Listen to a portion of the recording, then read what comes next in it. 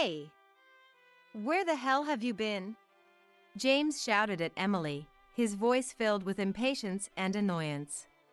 I went to buy the things you asked for, remember? Emily replied, trying to keep her tone even and calm despite the growing tension in the room. Well then, hurry up and hand them over, James demanded, his hand outstretched expectantly.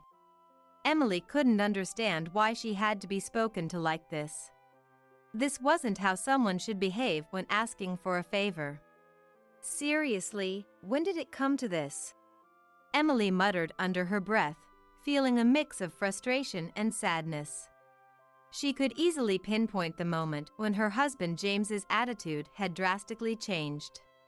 It was after he had been in a car accident that left him unable to walk. Despite Emily's insistence, James had stubbornly refused to stay in the hospital, insisting on returning home. And thanks to that, Emily had been juggling both work and household chores, essentially doing the work of two people.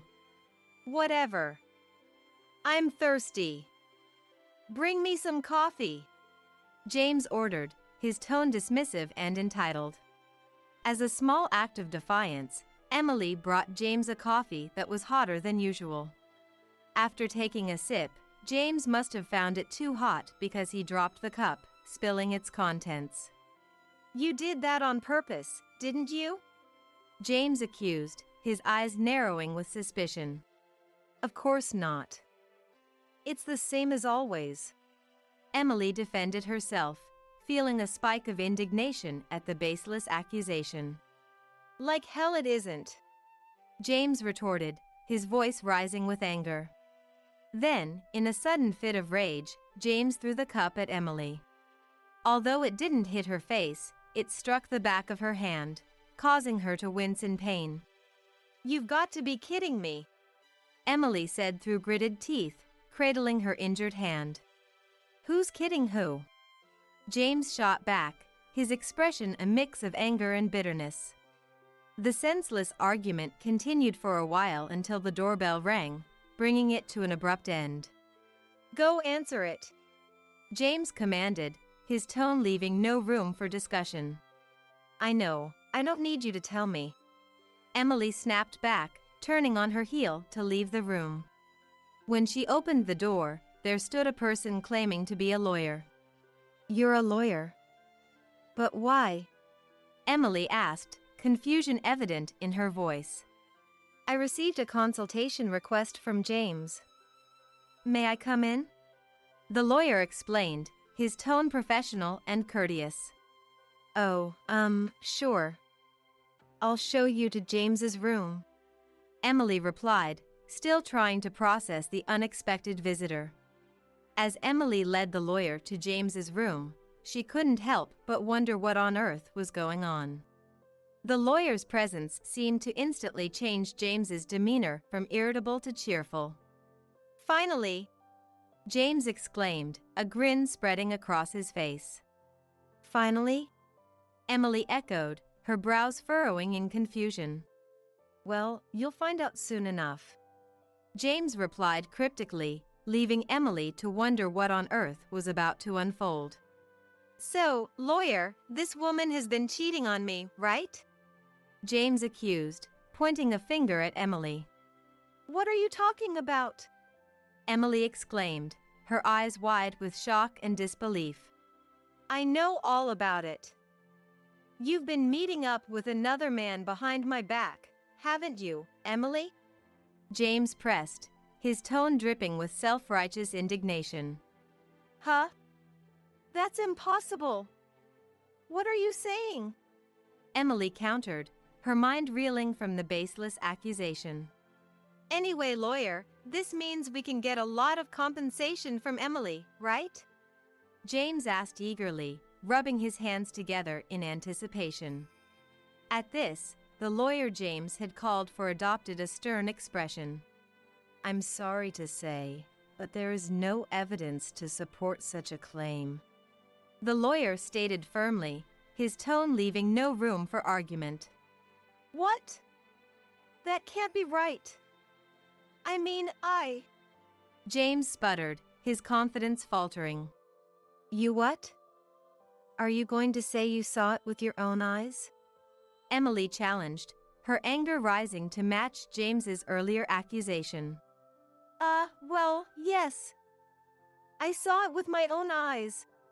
James insisted, though his voice lacked conviction. But that doesn't make sense, does it? You can't even go outside, right? Emily pointed out, her eyes narrowing suspiciously. James's words were becoming more and more irrational by the second. Or maybe someone's been taking you out. But the only person who comes to the house is the home health aide, Emily added, her tone dripping with sarcasm. In any case, there is no evidence to suggest that your wife has been unfaithful, so my work here is done. The lawyer concluded, standing up to leave. You've got to be kidding me. Some lawyer you are. James spat, his face twisting with anger and frustration. I assure you, I am a lawyer. Now, if you'll excuse me. The lawyer replied coolly, exiting the room without a backwards glance. I'm so sorry for making you come all this way for nothing. Emily apologized to the lawyer, feeling mortified by James's wild accusations.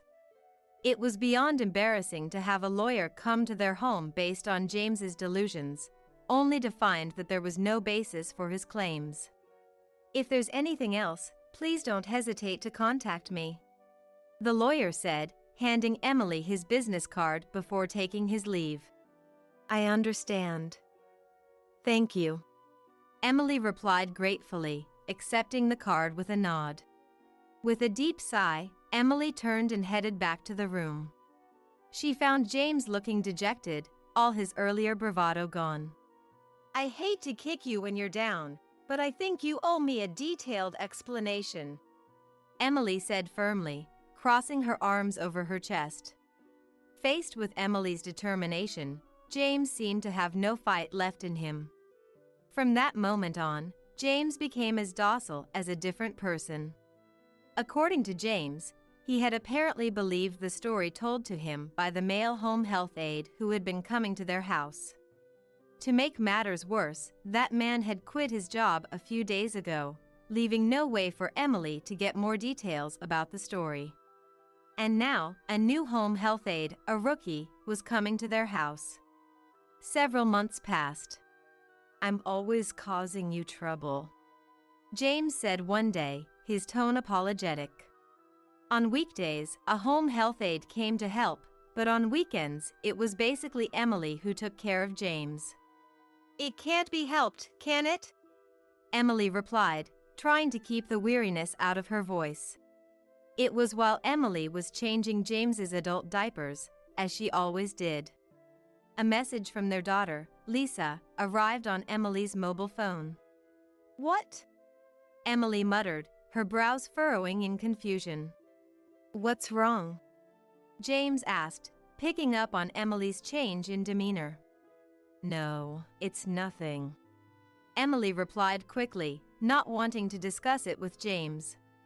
But as Emily glanced over at James, she was met with an even more shocking sight. You. Emily breathed, her eyes widening in disbelief. What's wrong? James asked again, oblivious to the reason for Emily's reaction. Haven't you noticed? Emily asked, her voice barely above a whisper. What are you talking about? James demanded, his tone growing impatient. No, it's nothing. I'm just going to go out and do some shopping, Emily said quickly, forcing a smile. Oh, okay. Be careful, James replied, a hint of concern in his voice. As soon as Emily left the house, she immediately called Lisa. That was... Emily began, her voice trailing off as she struggled to find the words. Did you see it? I took that photo the other day. I was so surprised, I just had to take a picture. That's definitely Dad, right? Lisa asked, her tone a mix of disbelief and urgency. Yeah, it is, Emily confirmed, her heart sinking at the realization. But that's not all. I've been doing some digging, and Lisa continued, her voice growing more serious with each word. Hearing this, Emily couldn't sit still any longer and immediately headed to the nearest police station. This was too big for me to handle on my own. The situation had escalated beyond my control. I'm going to the police station right now, Emily declared, her voice filled with determination. Then I'll go too, Lisa offered, her tone equally resolute. Are you sure? Emily asked, touched by her daughter's support. I think things will go more smoothly if I'm there. So, I'll see you at the police station, Lisa replied, her words filling Emily with a sense of strength and unity. Emily was incredibly grateful for Lisa's cooperation. What was about to begin wasn't just a simple act of revenge. It was a furious retribution. It went without saying what would happen to James now. I'm Emily, 52 years old, and I recently divorced James, who was the same age as me. The reason for the divorce was James, but even now, looking back, I truly believe he was the worst man imaginable. He was a good person when he was younger, though, I mused, my thoughts drifting back to the early days of our relationship. James and I had joined the same company at the same time and were colleagues. We were both in sales and had a rivalry that pushed us to be better. We were always competing for the top sales performance. Damn it! I lost again this time. I was pretty confident, too, James would say, his frustration evident in his voice. Well, I could say the same, I would reply, equally disappointed but determined to do better next time. Can't you let me have first place once in a while? James would ask, a hint of a smile tugging at the corners of his mouth. I wonder if you'd even be happy if I let you have it, I would muse, my tone teasing. At this, James would adopt a thoughtful expression. Maybe I wouldn't be happy? My pride probably wouldn't allow it anyway, he would admit, his competitive nature shining through. That's what I thought you'd say, I would reply, a grin spreading across my face. Seeing our interactions, our colleagues would always gossip about when we were going to start dating. But we were the epitome of taking things at our own pace. Work always came first, and we didn't have much interest in being boyfriend and girlfriend. A change came for us when I was 28 years old. It was when I went back to my hometown for the first time in a while. Emily, you're already 27, right? How are things going? My dad asked, his tone a mix of concern and curiosity. How are things going? I echoed, not quite understanding what he meant. Marriage. I'm talking about marriage, he clarified, his expression growing more serious. Well, how am I supposed to get married when I don't even have a partner? I replied, trying to keep my tone light despite the growing tension. Hearing this, Dad just sighed and went back to his room.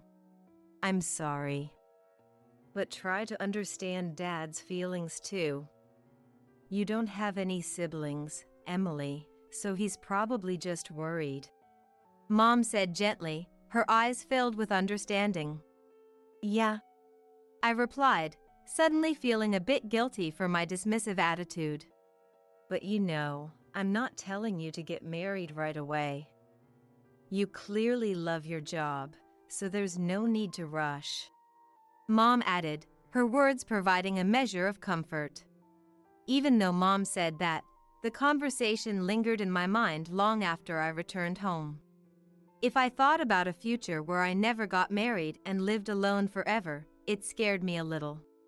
The only thing waiting for me down that path was a lonely death. That was something I absolutely wanted to avoid. And then, one day during lunch break. Actually, I went back to my hometown the other day. They asked me when I'm getting married. But when I said I had no plans, they gave me a blatantly disgusted look. James confided, his tone a mix of frustration and resignation. I was told the same thing recently. The nuance was different, but it was pretty much the same thing. I replied, commiserating with his experience. Seriously? James asked, his eyes widening in surprise. Seriously. I confirmed, a wry smile tugging at the corners of my mouth. We laughed together, then looked at each other. Why don't we try dating? We're pretty similar, so I think we'd get along well. James suggested, his tone a mix of nervousness and excitement. I was actually thinking the same thing. I admitted, feeling a flutter of anticipation in my chest. I can't imagine getting married right away, so let's start with a trial period. If it doesn't work out, we can just go back to how we were before. James proposed, his pragmatic approach putting me at ease. That makes sense. I agreed, feeling a sense of relief at the thought of taking things slow. And so, we decided to start dating with a trial period. For now, we settled on a period of 3 months. Even so, it was ultimately a temporary relationship, so we agreed that it was okay to prioritize our own circumstances.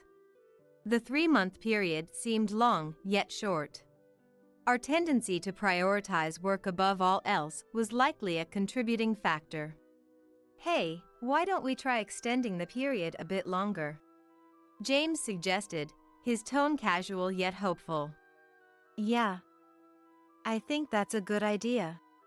I agreed, feeling a sense of relief at not having to make a decision just yet. In this manner, a full year passed by before we knew it. Can I talk to you for a sec? James asked, his expression serious. Sure. But I think I already know what you're going to say. I replied, a knowing smile tugging at the corners of my mouth. You do? James asked, his eyes widening in surprise. In the end, we officially started dating. In hindsight, what was the point of that trial period? I mused, shaking my head at the memory. If we had just done this from the beginning, everything would have been resolved without all the roundabout nonsense. Hating half measures, we gave our all to both work and our private lives. After we had started dating officially, and when I turned 30. You seem awfully happy about something. James noted, his tone a mix of curiosity and amusement. Well, you could say that. I replied, unable to keep the grin off my face. So? What happened? James pressed, his interest piqued. I got a promotion, I announced, my voice brimming with pride. What? James asked, his jaw dropping in surprise. So, I'm getting promoted. I repeated, savoring the moment. That's amazing. James stammered, clearly taken aback by the news. Given James's prideful nature, I had expected him to react with displeasure, but that wasn't the case at all. Our relationship was going smoothly, and before we knew it, we were about to turn 31. On a certain holiday morning, James said, Marry me. He took a small box out of his pocket as he spoke. When did you get that? I exclaimed, my eyes widening in surprise. Well, I found the right moment. James replied, a mischievous grin spreading across his face.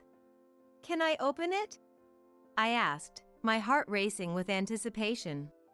Of course, James said, his tone gentle and encouraging.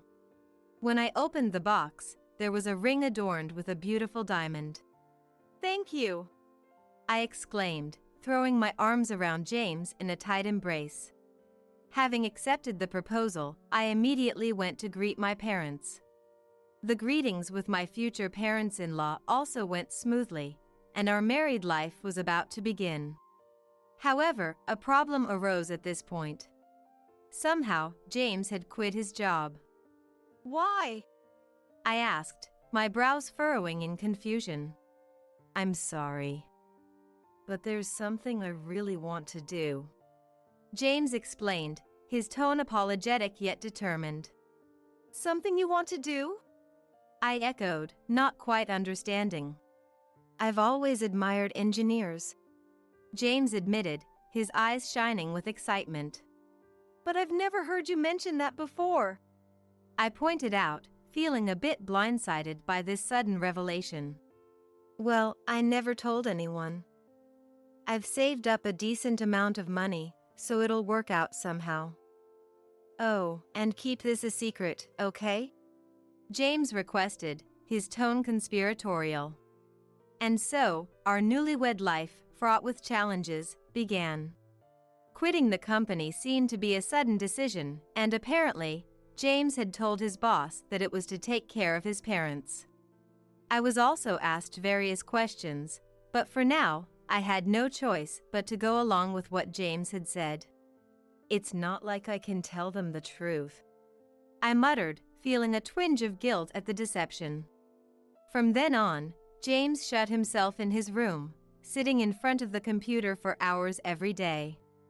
I knew he was originally a diligent person, but I was worried if he could really catch up by starting to study now.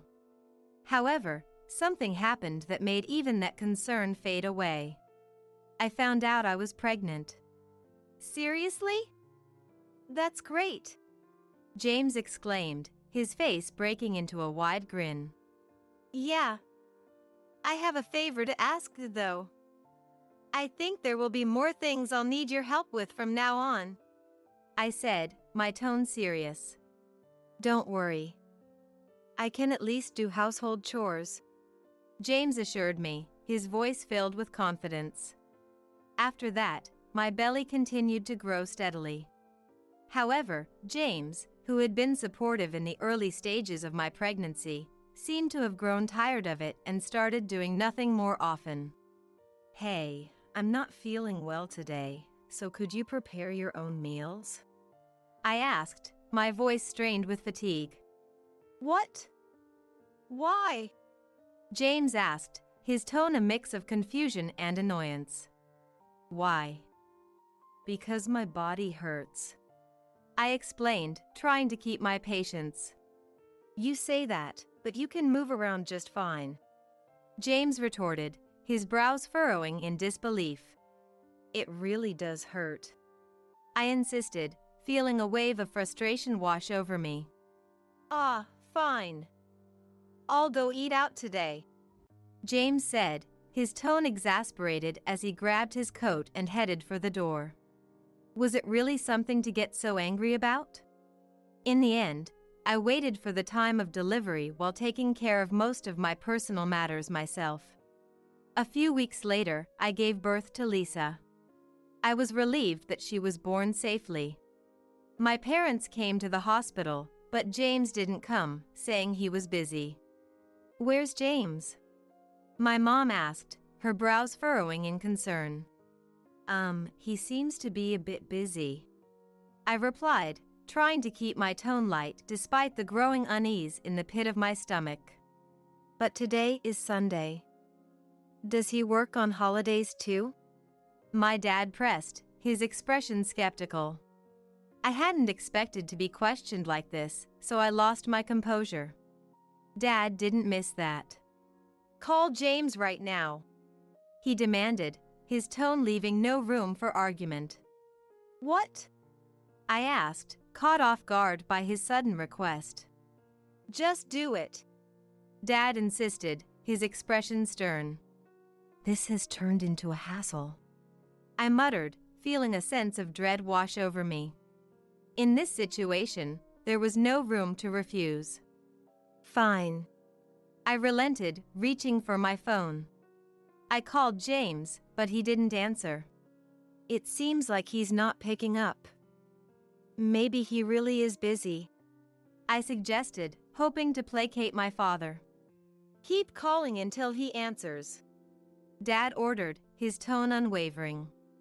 I had forgotten that Dad was a stubborn man, recognized by both himself and others. After about 5 calls, James finally picked up. What's up? I'm a bit busy over here, James said, his tone slightly annoyed. Well, I just wanted to let you know that the baby was born safely. I explained, trying to keep my voice steady. Then Dad told me to put the phone on speaker. Oh, good job, James said, his tone more casual than congratulatory. Thanks, I replied, feeling a mix of relief and unease. At that moment, all I could do was pray that James wouldn't say anything unnecessary. So, when are you getting discharged? I'm alone here, and the housework is piling up. I need you to do it, James continued, his tone almost demanding. I thought it was over.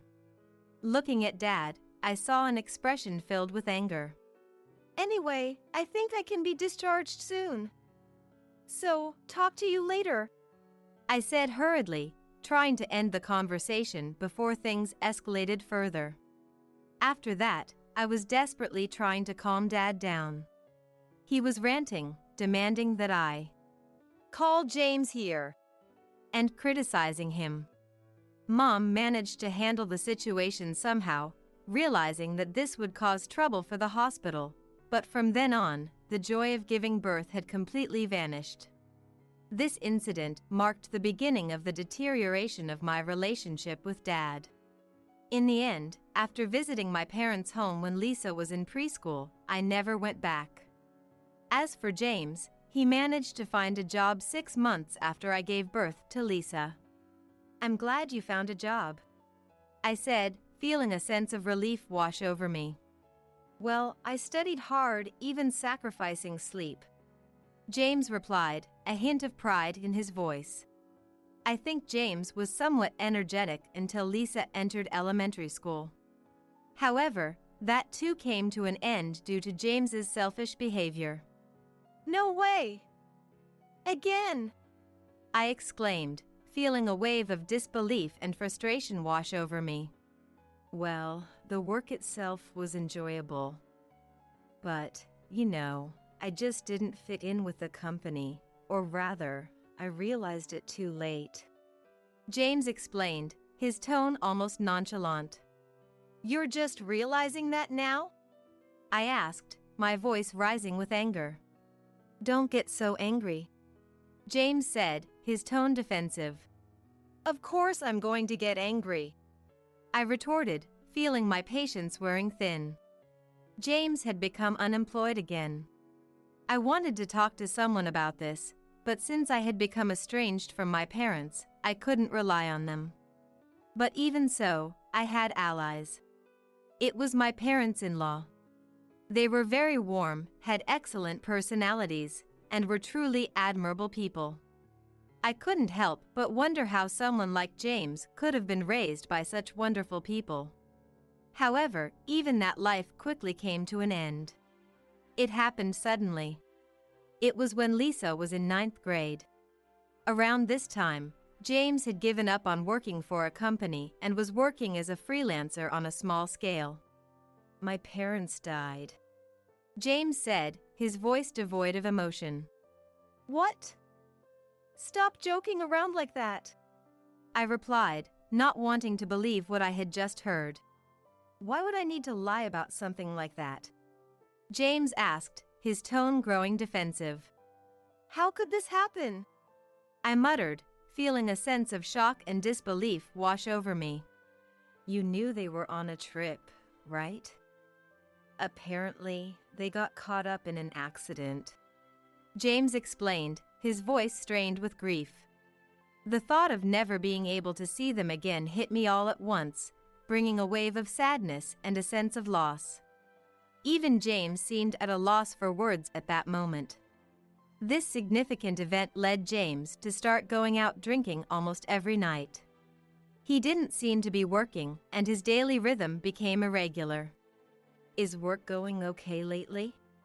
I asked, feeling a growing sense of concern. I don't need you to worry about me, James replied, his tone dismissive. You shouldn't talk like that, I said, feeling a spike of frustration at his attitude. Can't you just be quiet for a bit? James snapped, his voice filled with irritation. The conversations between us as a couple also noticeably decreased. If I tried to talk to him, he would make a displeased face. Lisa also started to avoid talking to James when he was like that. That didn't change even as she progressed through high school and university. And then, when Lisa became a senior, Lisa started living on her own when she entered university, so it was just James and me at home. There was hardly any conversation, whether we were eating or in the living room. We had completely grown cold. Then, one day, "I'm going out for a meeting today. I think I'll be back in the evening," James said, his tone businesslike and detached. After saying that, James left. Since it was Saturday, I was taking care of household chores that I couldn't do on weekdays when I received a phone call. They said James had been hit by a car on his way back from the meeting. I contacted Lisa, and we both headed to the hospital. "Oh, you came," James said, his tone casual despite the situation. "Are you okay?" I asked, my voice filled with concern. "It seems like both my legs are broken, but I'll manage somehow," James replied, trying to sound reassuring. "I see. That's good," I said, feeling a sense of relief that James was all right. However, this was just the beginning. James was hospitalized for about 2 months and was discharged after recovering enough to walk. But a week later, he felt pain in his legs and went to the hospital. This time, due to the excessive pain, he went to a nearby hospital he had visited once before. "This isn't good," the doctor said, his tone grave. "What?" I asked, feeling a sense of dread wash over me. "It seems like the condition of his legs is not good," the doctor explained, his expression somber. "So what's going to happen?" I asked, my voice trembling with fear. "Depending on the case, there's a possibility he may become unable to move," the doctor replied, his words hitting me like a punch to the gut. "No way!" I exclaimed, feeling a wave of panic wash over me. I was worried sick, but I also felt a sense of doubt. James was strangely calm. "For now, let's wait and see," the doctor suggested, his tone meant to be reassuring. "Okay," I replied, feeling a sense of helplessness wash over me. On the way home, James couldn't walk without support. "Are you okay?" I asked, my brows furrowing with concern. "No, it's really painful," James admitted, his face contorted with pain. "Let's get home quickly," I said, trying to hurry our pace. Within a month, just as the doctor had said, James became unable to walk. "For now, let's call an ambulance," I suggested, reaching for my phone. But James said, "I want to go by taxi. An ambulance would be more reliable," I argued, feeling a spike of frustration at his stubbornness. "No, I just can't walk, that's all," James insisted, his tone dismissive. Following James's words, I called a taxi, and we headed to the previous hospital. "So, what's the situation?" I asked, my heart pounding with anxiety. The condition is quite bad," the doctor replied, his tone grave. "So, he won't be able to walk anymore?" I asked, feeling a sense of dread wash over me. "That's right," the doctor confirmed, his words like a heavy weight on my chest. Looking back now, maybe I should have been more suspicious. In the end, James was diagnosed with paraplegia and became unable to move without a wheelchair. Hospitalization was suggested, but he wanted to recuperate at home. However, since James would be alone on weekdays, we decided to request a home health aide. One was a man in his 30s, and the other was a young woman in her early 20s who was still in training. One day, while living like this, "Hey! Where the hell have you been?" James shouted, his tone accusatory and angry. I went to buy the things you asked for, didn't I? I replied, trying to keep my tone even despite the growing tension. Then hurry up and hand them over, James demanded, his hand outstretched expectantly. Why did I have to be spoken to like this? This wasn't the attitude of someone asking for a favor. Seriously, when did it come to this? I muttered, feeling a mix of frustration and sadness. It was because he had been in a car accident and lost the ability to walk. James, who hated being hospitalized, selfishly said, I want to go home. Thanks to that, I had been doing the work of two people, both my job and household chores. Whatever. I'm thirsty.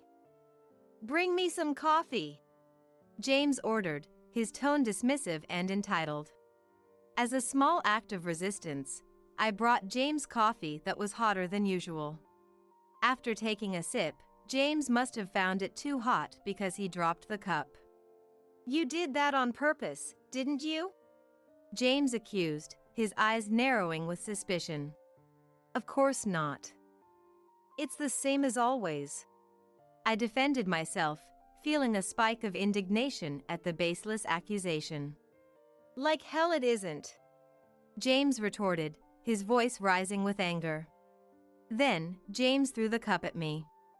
It didn't hit my face, but it struck the back of my hand, causing me to wince in pain. You've got to be kidding me, I said through gritted teeth, cradling my injured hand. Who's kidding who? James shot back, his expression a mix of anger and bitterness. The unreasonable argument continued for a while, but it came to an end when the doorbell rang. Go answer it, James commanded, his tone leaving no room for discussion. I know, I don't need you to tell me, I snapped back, turning on my heel to leave the room. Then, the person who appeared claimed to be a lawyer. You're a lawyer? But why? I asked, confusion evident in my voice. I received a consultation request from James. May I come in? The lawyer explained, his tone professional and courteous. Oh, sure. I'll show you to James's room, I replied, still trying to process the unexpected visitor. I led the lawyer to James's room, but I had no idea why this was happening.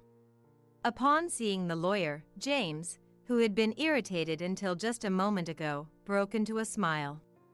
Finally, James exclaimed, a grin spreading across his face. Finally? I echoed, my brows furrowing in confusion. Well, you'll find out soon enough, James replied cryptically, leaving me to wonder what on earth was about to unfold. So, lawyer, Emily has been cheating on me, right? James accused, pointing a finger at me. What are you talking about? I exclaimed, my eyes wide with shock and disbelief. I know all about it. You've been meeting up with another man behind my back, haven't you, Emily? James pressed, his tone dripping with self-righteous indignation. Huh? That's impossible. What are you saying? I countered, my mind reeling from the baseless accusation. Anyway, lawyer, this means we can get a lot of compensation from Emily, right? James asked eagerly, rubbing his hands together in anticipation. At this, the lawyer James had called for adopted a stern expression. I'm sorry to say, but there is no evidence to support such a claim, the lawyer stated firmly, his tone leaving no room for argument. What? That can't be right. I mean, James sputtered, his confidence faltering. You what? Are you going to say you saw it with your own eyes? I challenged, my anger rising to match James's earlier accusation. Well, yes. I saw it with my own eyes, James insisted, though his voice lacked conviction. But that doesn't make sense, does it? You can't even go outside, right? I pointed out, my eyes narrowing suspiciously. James's words were becoming more and more irrational by the second. Or maybe someone's been taking you out. But the only person who comes to the house is the home health aide, I added, my tone dripping with sarcasm. In any case, there is no evidence to suggest that your wife has been unfaithful, so my work here is done. The lawyer concluded, standing up to leave. You've got to be kidding me. Some lawyer you are. James spat, his face twisting with anger and frustration. I assure you, I am a lawyer. Now, if you'll excuse me. The lawyer replied coolly, exiting the room without a backwards glance. I'm so sorry for making you come all this way for nothing. I apologized to the lawyer, feeling mortified by James's wild accusations. It was beyond embarrassing to have a lawyer come to our home based on James's delusions, only to find that there was no basis for his claims. If there's anything else, please don't hesitate to contact me, the lawyer said, handing me his business card before taking his leave.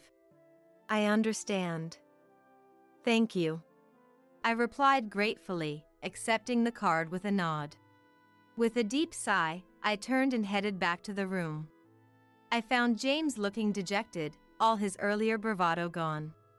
I hate to kick you when you're down, but I think you owe me a detailed explanation, I said firmly, crossing my arms over my chest.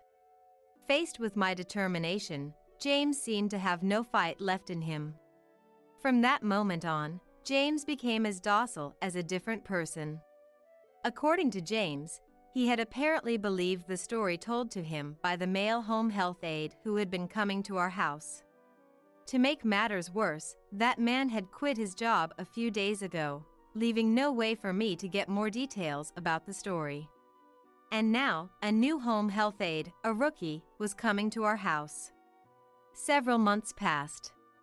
I'm always causing you trouble, James said one day, his tone apologetic. On weekdays, a home health aide came to help, but on weekends, it was basically me who took care of James. It can't be helped, can it? I replied, trying to keep the weariness out of my voice. It was while I was changing James's adult diapers, as I always did. A message from our daughter, Lisa, arrived on my mobile phone. What? I muttered, my brows furrowing in confusion. What's wrong? James asked, picking up on my change in demeanor. No, it's nothing, I replied quickly, not wanting to discuss it with James. But as I glanced over at James, I was met with an even more shocking sight. You, I breathed, my eyes widening in disbelief. What's wrong? James asked again, oblivious to the reason for my reaction. Haven't you noticed? I asked, my voice barely above a whisper. What are you talking about? James demanded, his tone growing impatient. No, it's nothing. I'm just going to go out and do some shopping, I said quickly, forcing a smile. Oh, okay.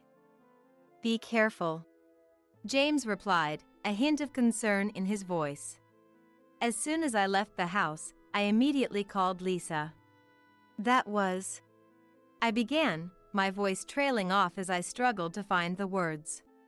Did you see it? I took that photo the other day. I was so surprised, I just had to take a picture. That's definitely Dad, right? Lisa asked, her tone a mix of disbelief and urgency. Yeah, it is, I confirmed, my heart sinking at the realization. But that's not all. I've been doing some digging, and... Lisa continued, her voice growing more serious with each word. Hearing this, I couldn't sit still any longer and immediately headed to the nearest police station. This was too big for me to handle on my own. The situation had escalated beyond my control. I'm going to the police station right now, I declared, my voice filled with determination. Then I'll go too, Lisa offered, her tone equally resolute. Are you sure? I asked, touched by my daughter's support. I think things will go more smoothly if I'm there. So, I'll see you at the police station, Lisa replied, her words filling me with a sense of strength and unity. I was incredibly grateful for Lisa's cooperation. What was about to begin wasn't just a simple act of revenge. It was a furious retribution. When I arrived at the police station, I told them that James had been lying about not being able to walk. I reported that he had been fraudulently receiving medical expenses from the insurance company. How did I realize this? First, it was the photo Lisa had sent me. In it, there was James, walking boldly with the young female home health aide. I see. He's definitely walking normally in this, the police officer noted, his brows raised in surprise. While this photo alone was decisive evidence, I had also noticed James's toes moving when they shouldn't have, as I was changing his adult diapers. Why hadn't I noticed it sooner? But we can't just arrest him right away, can we? I asked, feeling a mix of frustration and uncertainty. You're right, the officer agreed, nodding his head in understanding.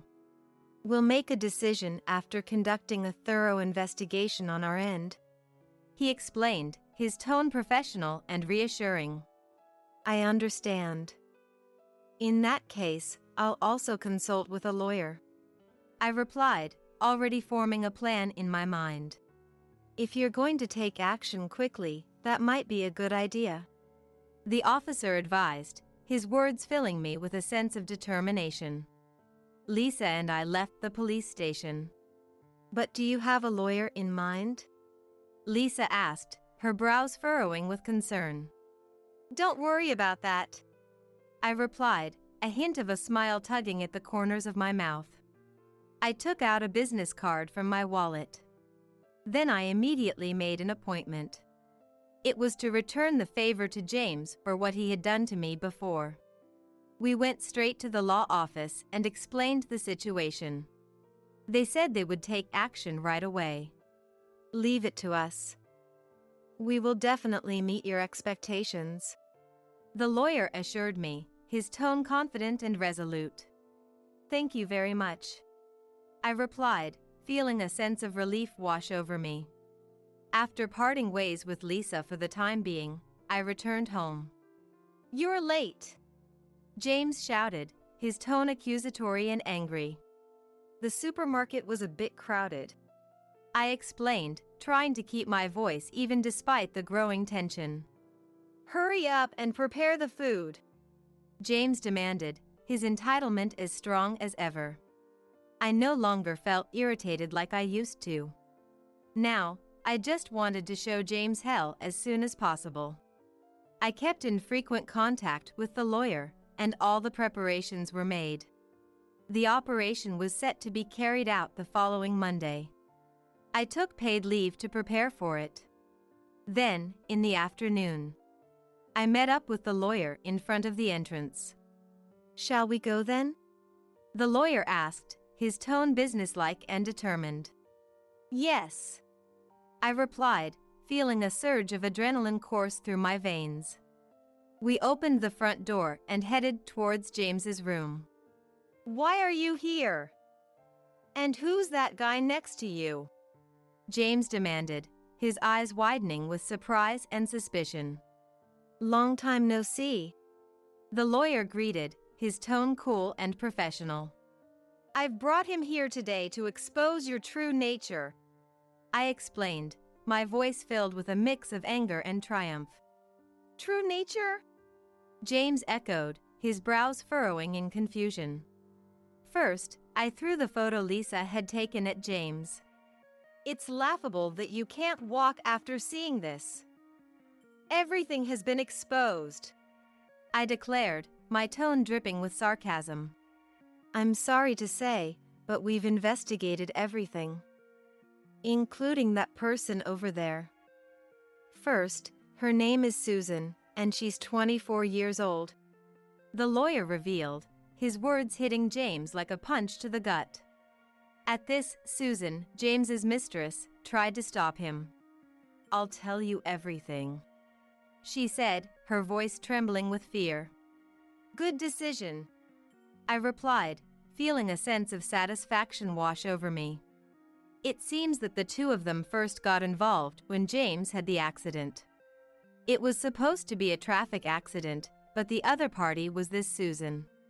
At first, she apparently planned to threaten James and steal money from him, but somewhere along the way, she became attracted to him. That's when she introduced him to that hospital. Its true identity was a dangerous hospital that would write any diagnosis as long as you paid them money. I see. I didn't know that much, but this is quite substantial evidence. The lawyer noted, his expression serious and thoughtful. Later on, that hospital would develop into a case big enough to make the news, but that's another story. Furthermore, it was all under Susan's orders that James hired a lawyer to try to discredit me. You've done quite a lot for someone so young, I said, my tone a mix of sarcasm and disbelief. For now, what you two have done is a proper act of infidelity. That's why I'm divorcing James, and I'm going to make sure you two pay compensation in the divorce trial. After all, I have a skilled lawyer on my side, I declared, my voice filled with determination and righteous anger. Wait! Calm down, James stammered, his eyes wide with panic. It's impossible. And what you've done is also fraud, so you might get arrested. Well, I'll contact you again. Bye, I said, leaving those words behind as I left the house. After that, I successfully submitted the divorce application. And with that, this problem was settled for the time being.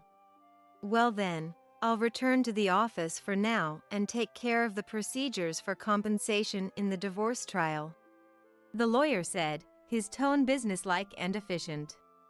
Please do, I replied, feeling a sense of relief wash over me. Leave it to me, the lawyer assured me, his words filling me with confidence. After parting ways with the lawyer, I sent a message to James. Then, immediately, a call from James. Of course, I didn't answer that call.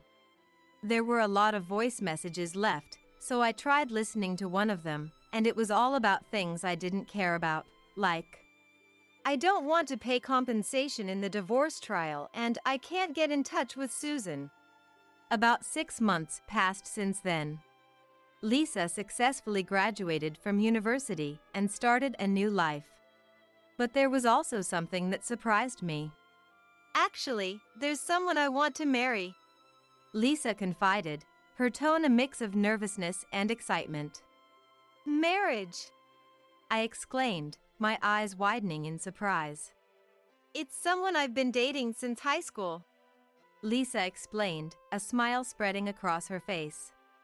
Since high school? I asked, feeling like one problem had been resolved only for another to take its place. It wasn't that I was against the marriage itself.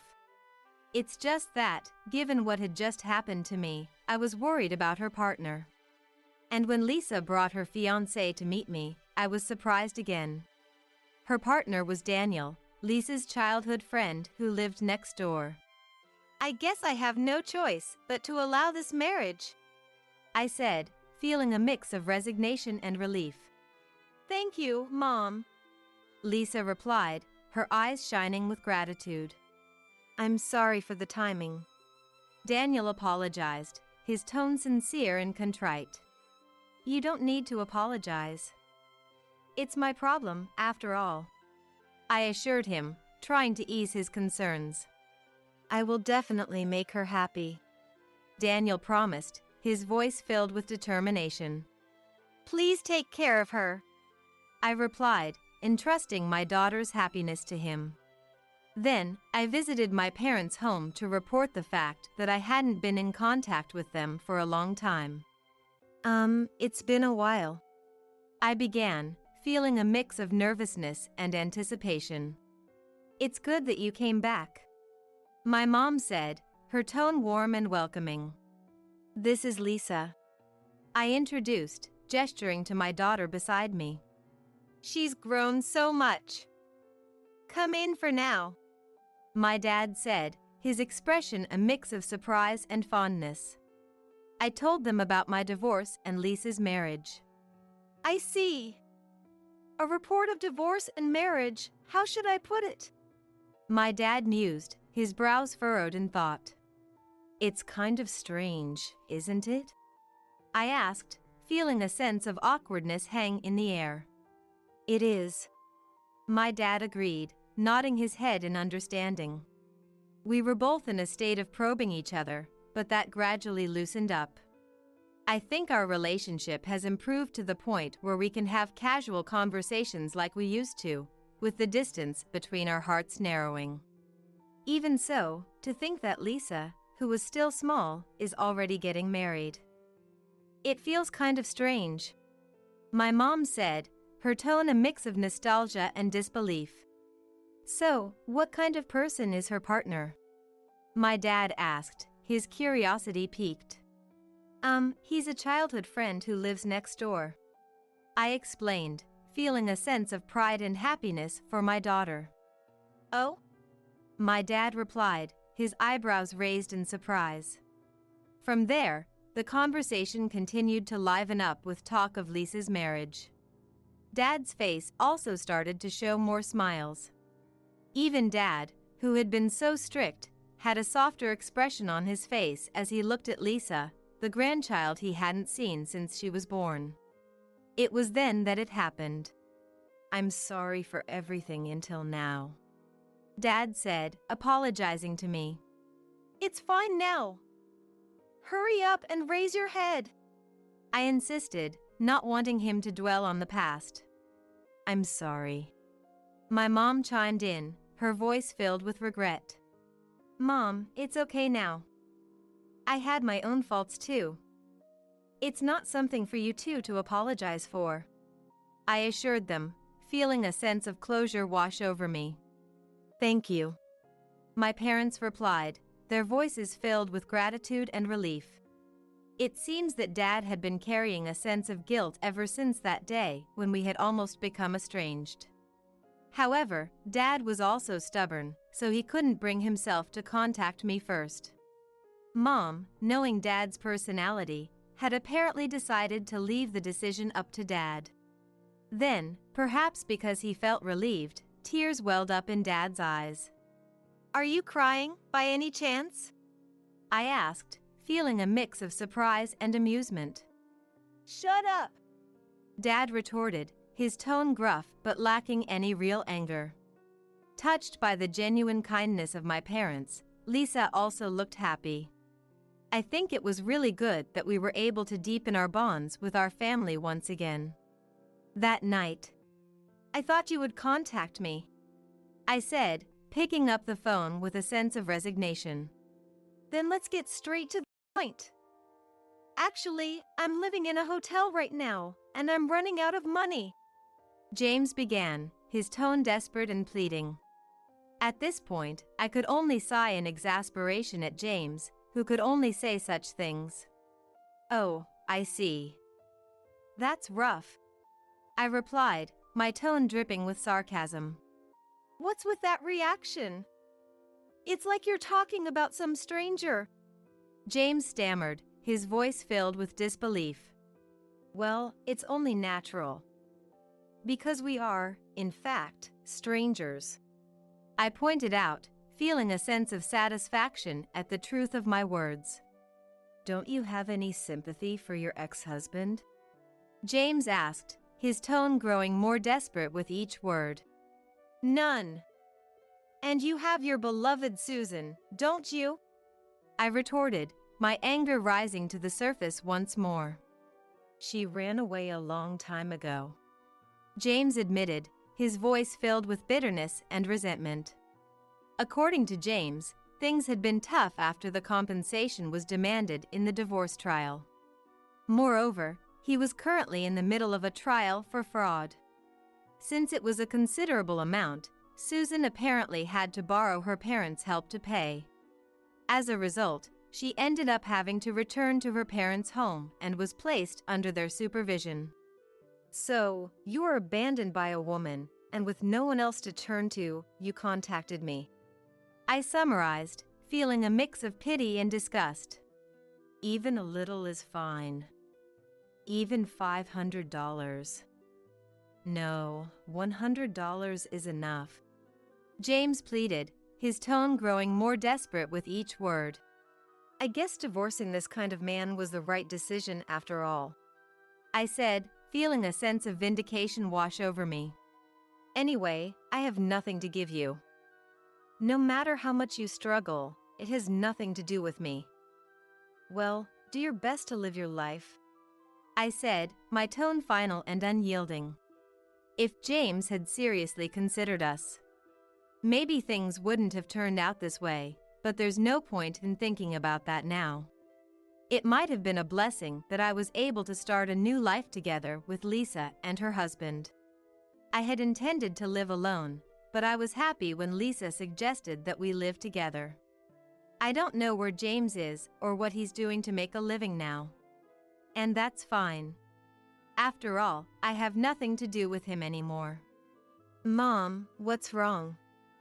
You have a difficult expression on your face, Lisa asked, her brows furrowed with concern. Really?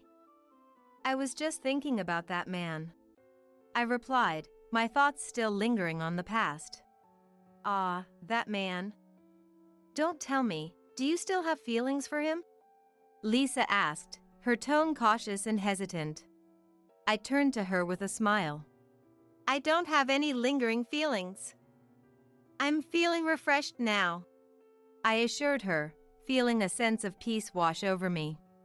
From now on, I will live a life that I find enjoyable. I will definitely make up for the time I spent on James, no matter what. Surely I've been transferring $1,000, right? Why has it dropped to just $50? I couldn't help but raise my voice, yet Mom, in front of me, seemed as calm as ever.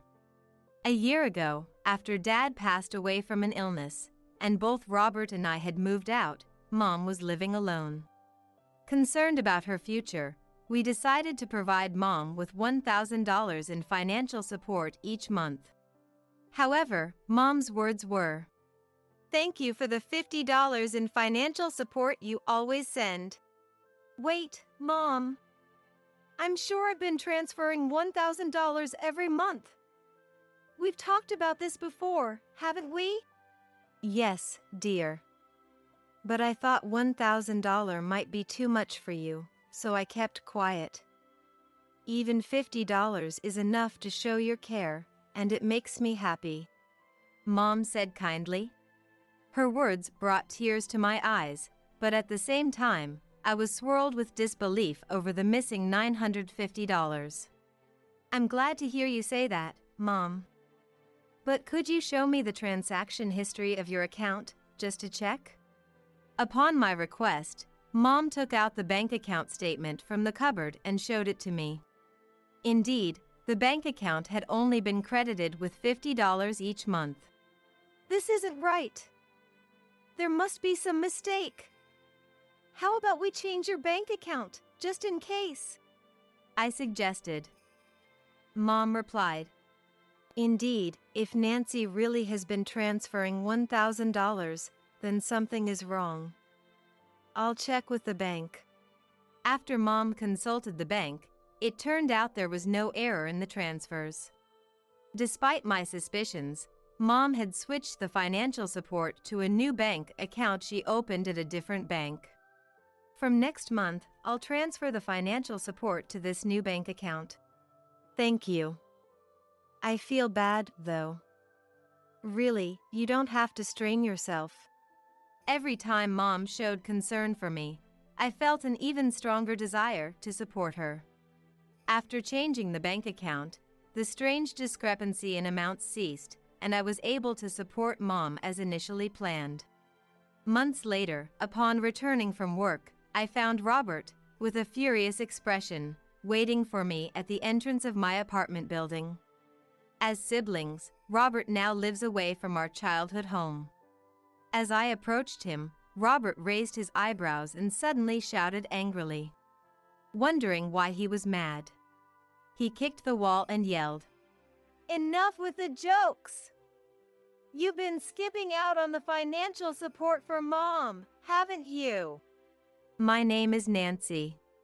I've been working as a civil servant for 10 years now, at the age of 33. Since my student days, my goal has been to lead a stable life, not only for myself but also to make my parents proud. Dad worked in legal affairs for a prestigious company, handling vast knowledge and making heavy decisions, which I've admired since I was young. Mom was a housewife, calm and kind. She never got unfairly angry and always taught us important lessons, making her the ideal mom. Proud to be their child, I've always planned to make them proud as an adult. After getting a job, true to my resolve, I've been treating my parents to meals on payday and taking them on trips, repaying them for their kindness in my own way. I have an older brother who is 3 years older than me. His name is Robert. He's my complete opposite, lacking any semblance of stability, carefree and irresponsible since our childhood. Contrary to me, who had good grades and never missed nor was late for class, Robert's attitude in class was poor, always drawing attention, and his grades were mediocre at best. Due to his habit of skipping school, his attendance was unreliable. When I was in middle school, I once lost my patience with Robert's attitude and confronted him. "Do you not realize that our comfortable life is thanks to Dad earning and Mom taking care of the house? You're in high school, and Dad's paying your tuition. The meals and clothes are all thanks to Mom's hard work the day before. Don't you see you're wasting their effort? Your room is a mess, you skip school. Don't you feel sorry for Dad and Mom?" Lying on his dirty bed, Robert casually replied, "My life is my own. Why do I have to try hard for our parents? Is that all you want, Nancy? Being serious just to get praised by Dad and Mom, and you're happy with that?" Seeing his attitude, I felt my blood boil. It wasn't about getting praised. I just wanted to be a daughter they wouldn't be ashamed of. Yet, Robert didn't try to understand my feelings at all. "I don't care anymore. If Robert makes Dad and Mom sad, I'll make them happy." Back then, that was as far as our arguments would go. Despite going to college thanks to our parents, Robert continued to live irresponsibly, not finding a proper job. He moved out and worked part-time jobs, which never lasted long, and of course, his income didn't improve. Eventually, he got into a shotgun marriage with someone he met at one of his jobs, only to divorce within 2 years, truly hopeless. I was frustrated and angry at Robert, feeling sorry for our parents who tried to help him in every way. And I continued to support our parents steadily, but then, a year ago, Dad passed away. With Robert and I already independent, our childhood home was left to Mom alone. Although Mom receives old age pension and survivor benefits, and had savings, there were still concerns. So, I decided to financially support Mom. There were maintenance costs for the house, and I wanted her to have money to use freely. I could have proceeded with this alone, but I decided to inform Robert as well. I doubted he had given any thought to Mom's living situation. I hoped he might reconsider his stance upon hearing my plan.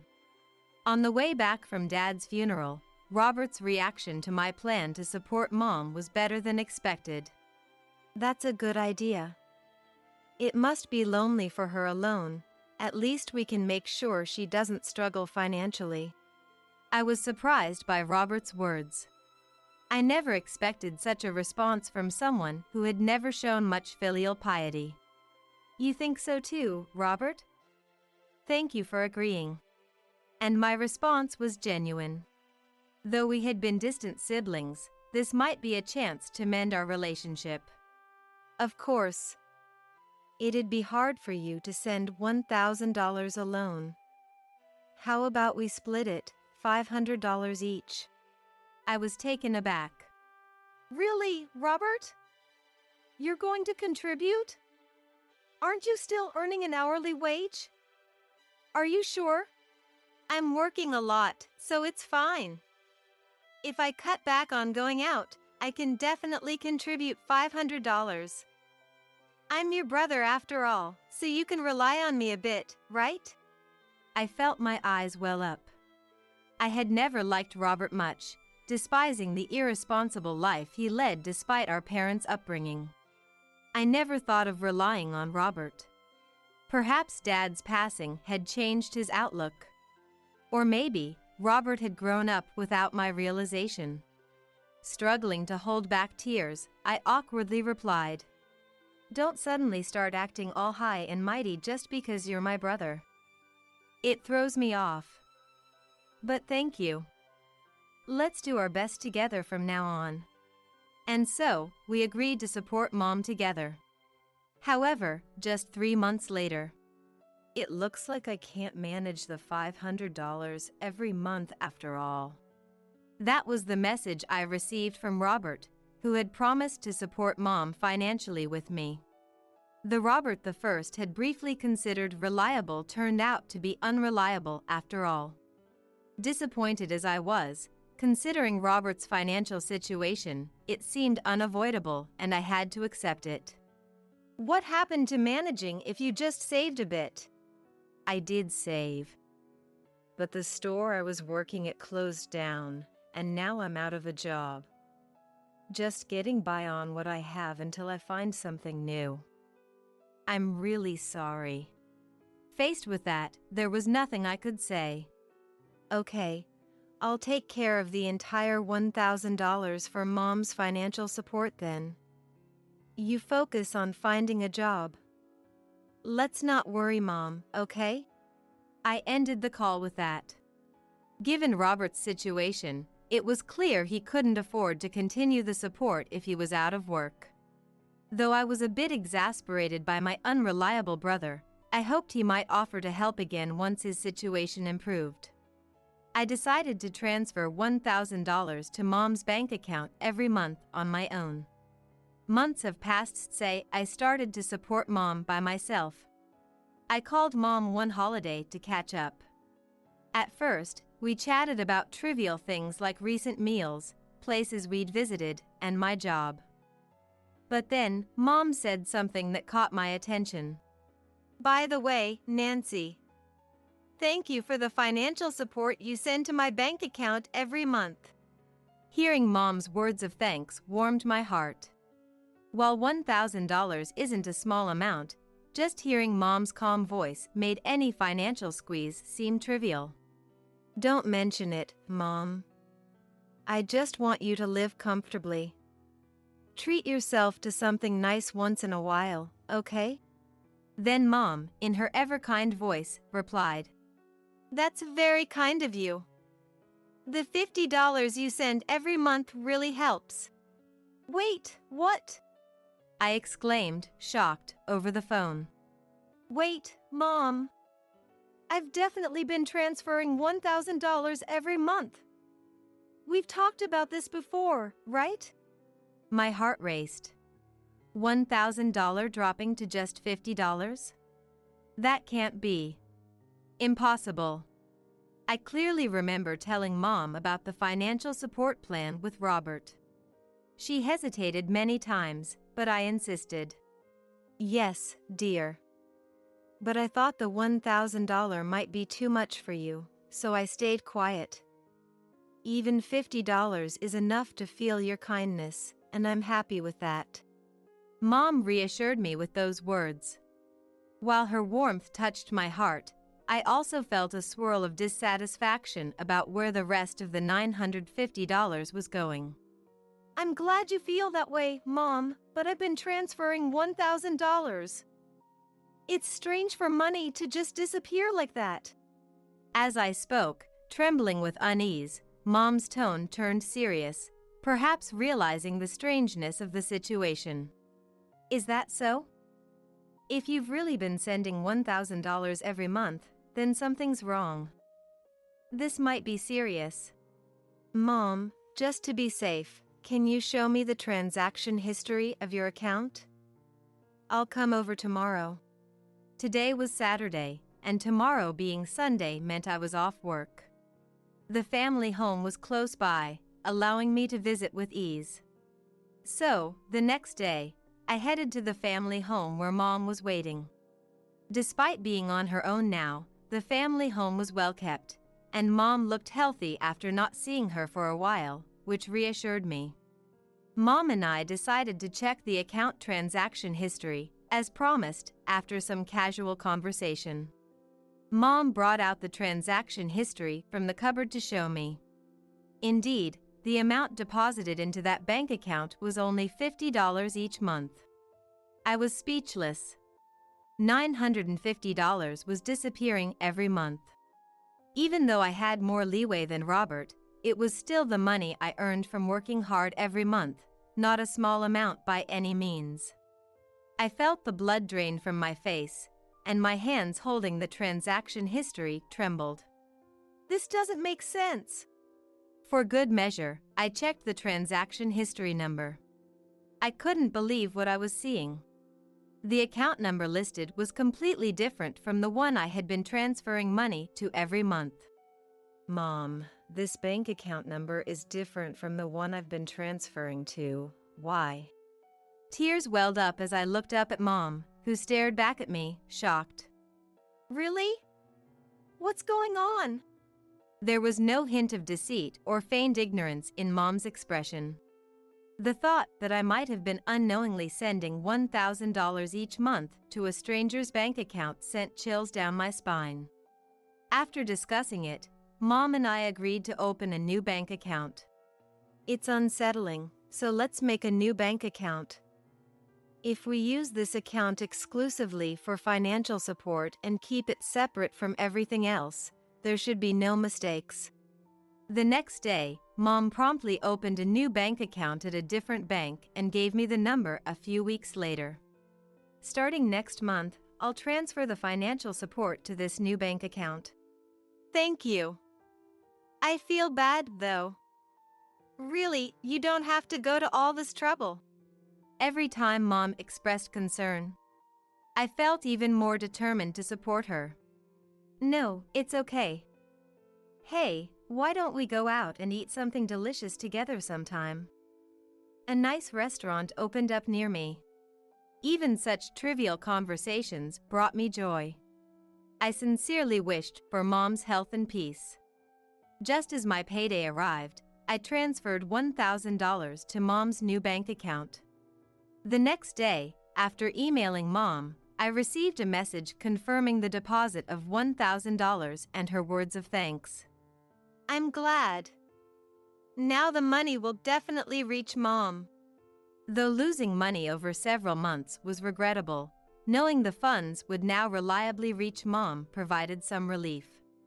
And so, the following month, I sent the financial support to that bank account again. As the process of sending financial support smoothly continued. One day, as I was about to return home from work, someone was waiting at the entrance of my apartment. I use my car for commuting, and as I looked up from the window, I saw a figure standing in front of my room. It was Robert, whom I hadn't contacted since then, waiting with an angry expression. I hadn't heard from Robert since he lost his job and was unable to contribute to the financial support. Since I could support Mom on my own, I never prompted Robert to contribute again. Though I once felt he was reliable, our relationship had ultimately become distant. Why would Robert suddenly show up at my place? I parked my car and hurried to the front of the apartment. Robert, who had been waiting with anger, now looked red-faced. Upon seeing me, he furrowed his brows and suddenly raised his voice aggressively. Hey, Nancy! Don't lie to Mom! Startled by his threatening manner, I involuntarily stepped back. What's wrong all of a sudden? Why are you angry after showing up out of nowhere?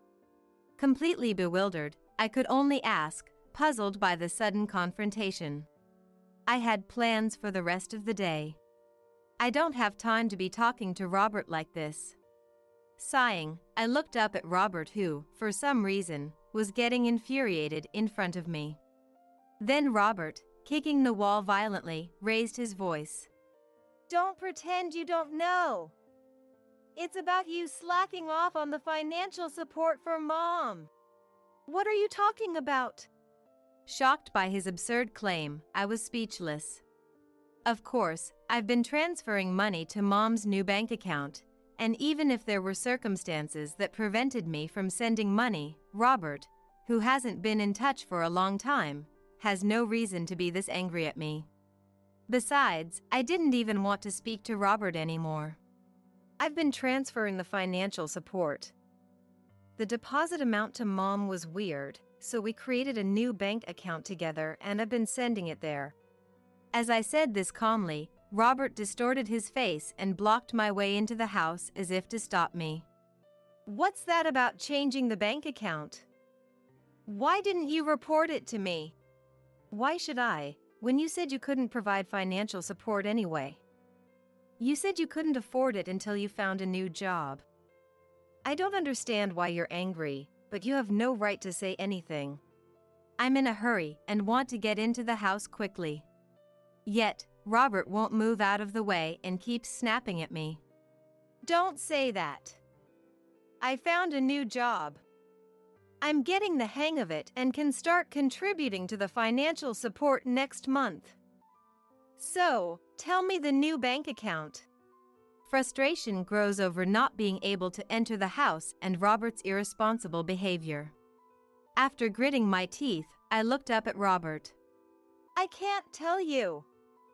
I definitely won't tell you. What's with getting mad all of a sudden? Why? How long does he plan to play dumb? I couldn't hold back any longer and confronted Robert with the truth. Did you think you wouldn't get caught? Even though I transferred $1,000 to Mom, only $50 reached her. And it's all because of you. Don't talk nonsense. Just hand over the debit card you're using for the financial support now.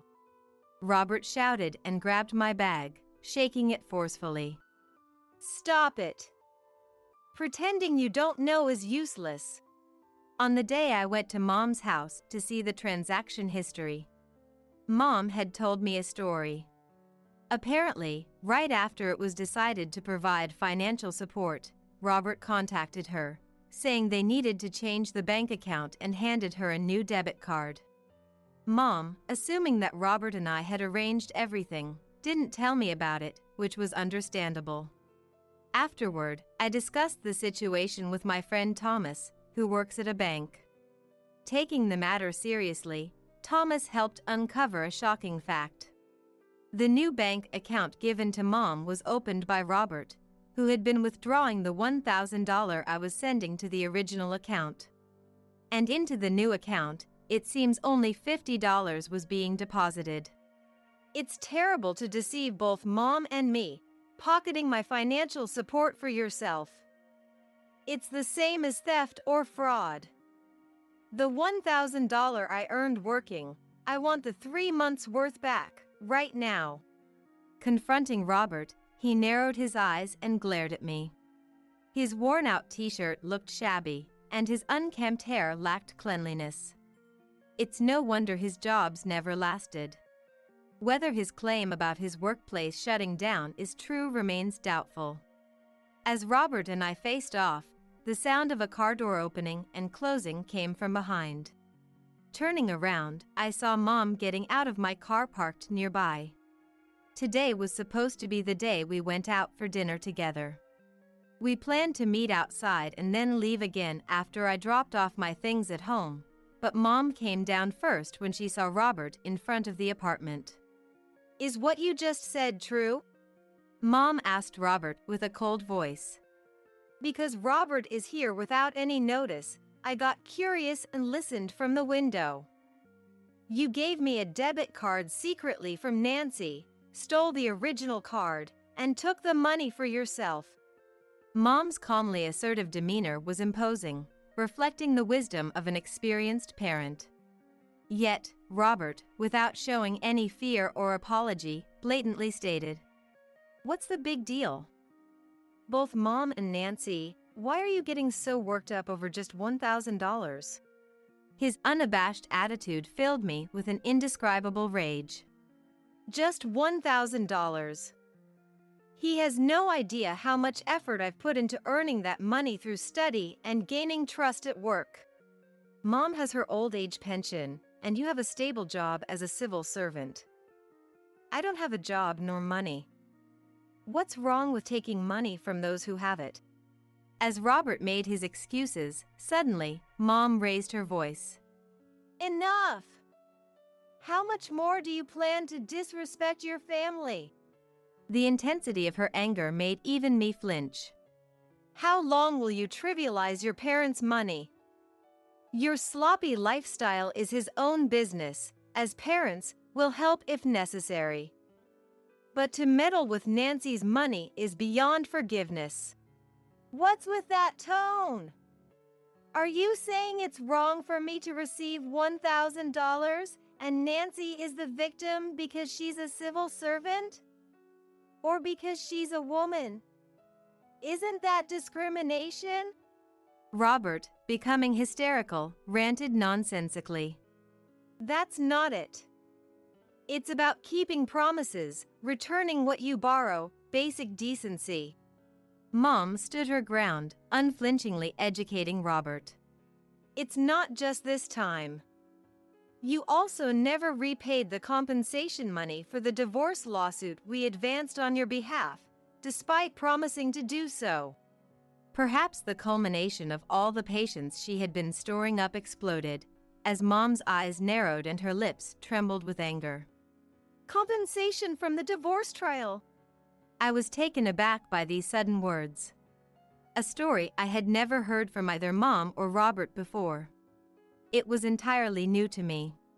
Mom looked at me with a slightly awkward face and began, "Actually, I hadn't told you, Nancy, but when Robert got divorced before, there was compensation involved in the divorce trial.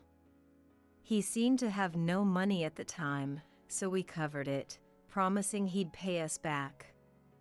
But years have gone by, and he hasn't repaid a cent.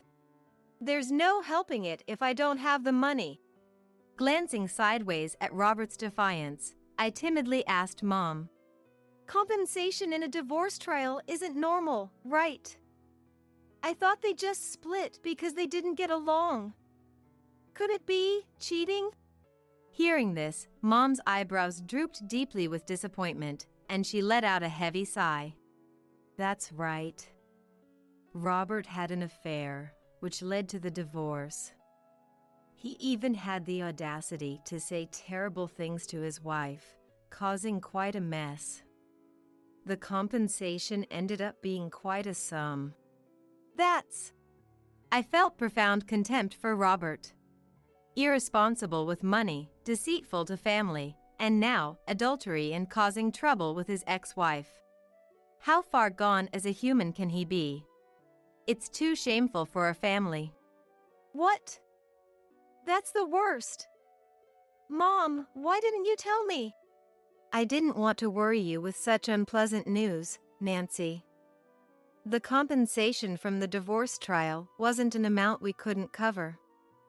I hoped he'd at least pay back half. Robert retorted, with his teeth clenched, at Mom who glared at him. Don't bring up the past. There's no way I can pay it back. You mean you have no intention of paying it back? Mom's voice echoed definitively. As if saying there was nothing more to discuss, Mom pulled Robert by the arm, urging him to leave. Despite the age difference between a woman in her 60s and a man in his 30s, Mom's strength at that moment was formidable. I backed Mom up and pushed Robert towards leaving. One last question, Robert. What did you spend the money you took from Nancy on? When Mom questioned him, Robert answered nonchalantly. On various things. Living expenses, alcohol, gambling. Mom and I were furious to learn that precious family money was spent on alcohol and gambling. That's enough. It was my fault for letting Robert be, thinking he's an adult. He didn't lose his job because the store closed down. He was fired for his poor attitude, something I'm well aware of.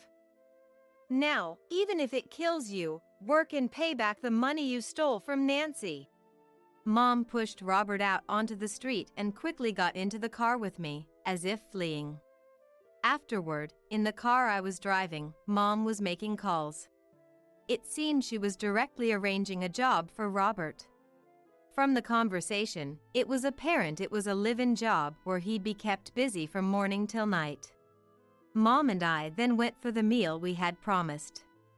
Despite the unexpected events, Mom thoroughly enjoyed our meal at the restaurant.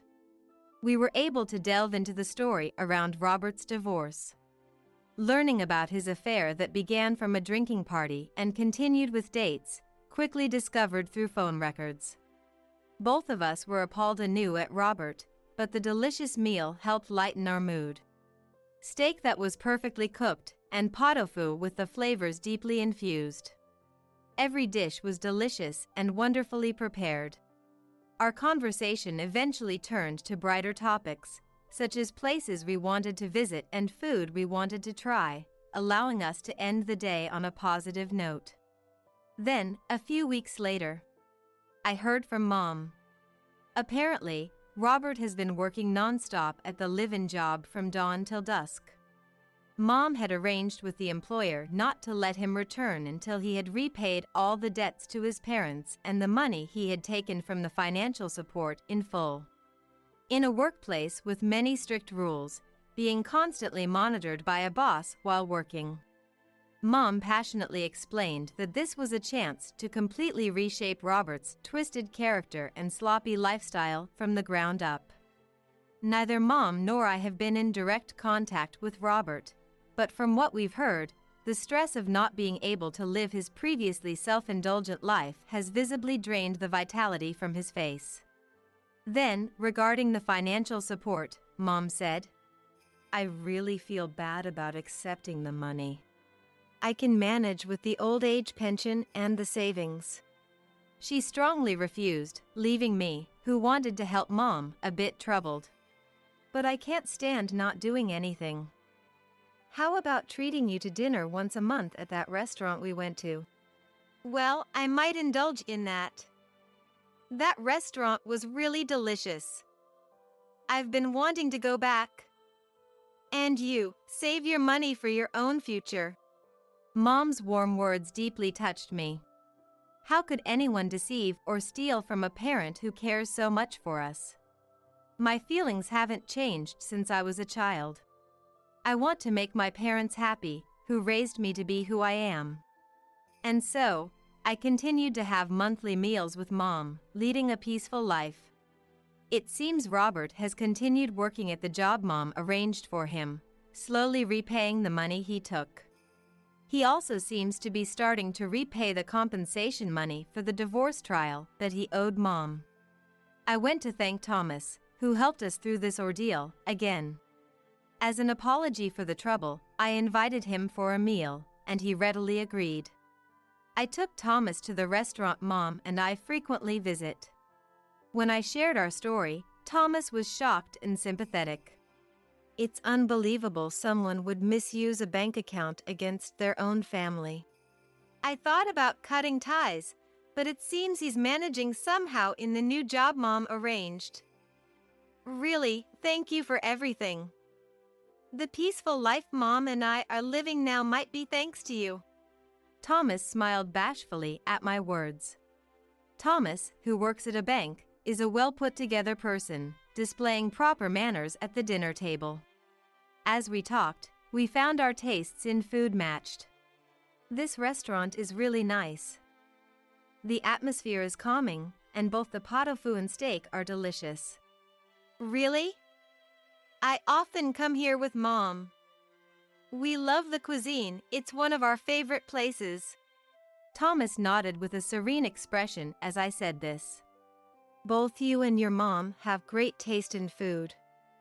If you like, let's come here again together. And like that, we felt a good vibe between us, keeping in touch afterwards.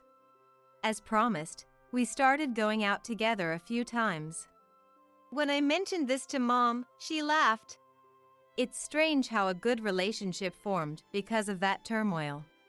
Someday, Mom, Thomas, and I might have a meal together.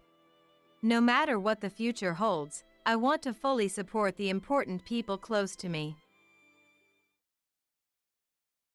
Don't talk to me, I'm tired. Christopher coldly averted his eyes, pushed my shoulder as I stood in front of him, and walked away to the changing room. Wait.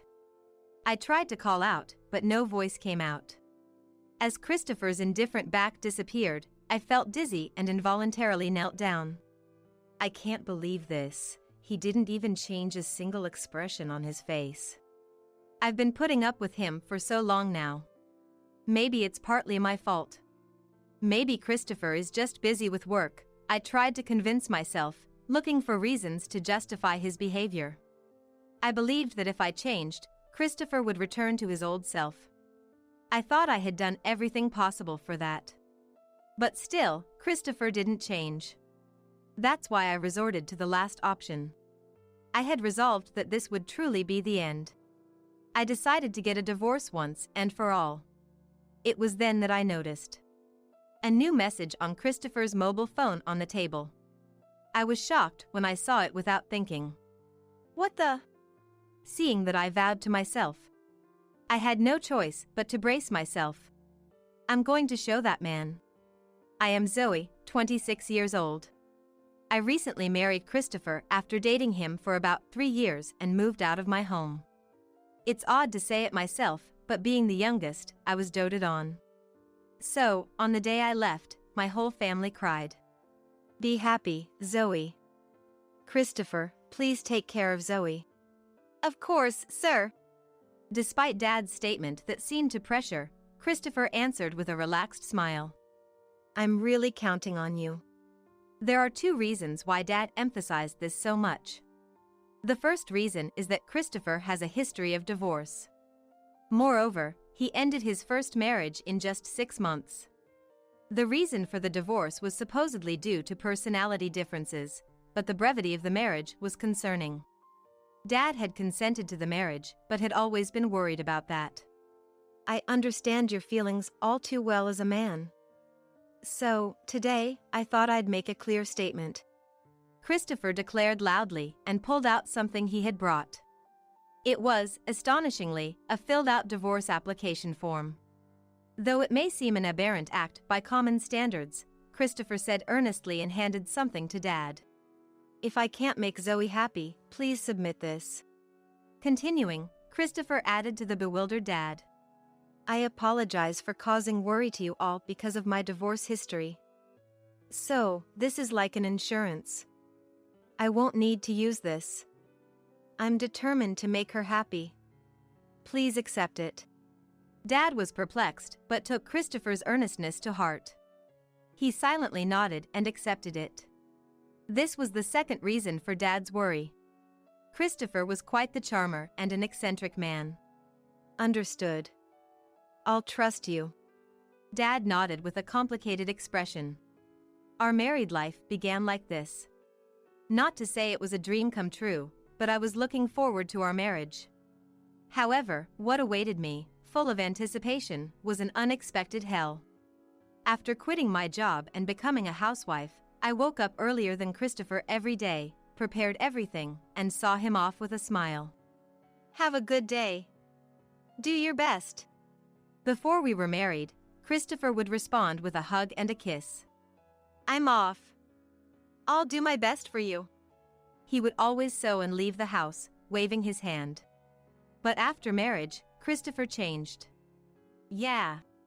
With just that single word, Christopher would leave the house. His aloofness was so surprising that at first, I wondered if he was feeling unwell. Furthermore, when he returned home, Christopher was strange. Welcome home. Would you like dinner? Or would you like to take a bath? I greeted him with the usual line. To that, Christopher languidly replied, Bath. Just bath? Is something wrong? Confused, I couldn't help but ask, but Christopher just looked at me coldly for a moment and replied, Nothing. Thinking back, maybe getting any response was better than nothing. Now, a week into our marriage, Christopher has stopped responding altogether. When he's in a good mood, he might still react with a word or a gesture, but the problem is when he is in a bad mood. When Christopher is in a bad mood, he completely ignores me. Hey, don't ignore me. You've been like this ever since we got married. Did I do something wrong? Christopher didn't reply. Please say something. When I started to feel down and tears were about to fall, Christopher sighed heavily upon seeing this. You think crying solves everything, don't you? Must be nice being a woman, it's so easy. I wanted to deny it, but I couldn't stop the tears. I silently looked down, the only thing I could do was hide my tears. Actually, my dad runs a company. I am what you would call a president's daughter. Before getting married, I worked as an office clerk at my dad's company. That's where I met Christopher. I, an office clerk, often handled the sales slips of Christopher, who was in sales. We gradually became close, and he asked me out. He seemed very surprised to learn I was the president's daughter, but that made me happy. He saw me not as the president's daughter, but for who I am personally.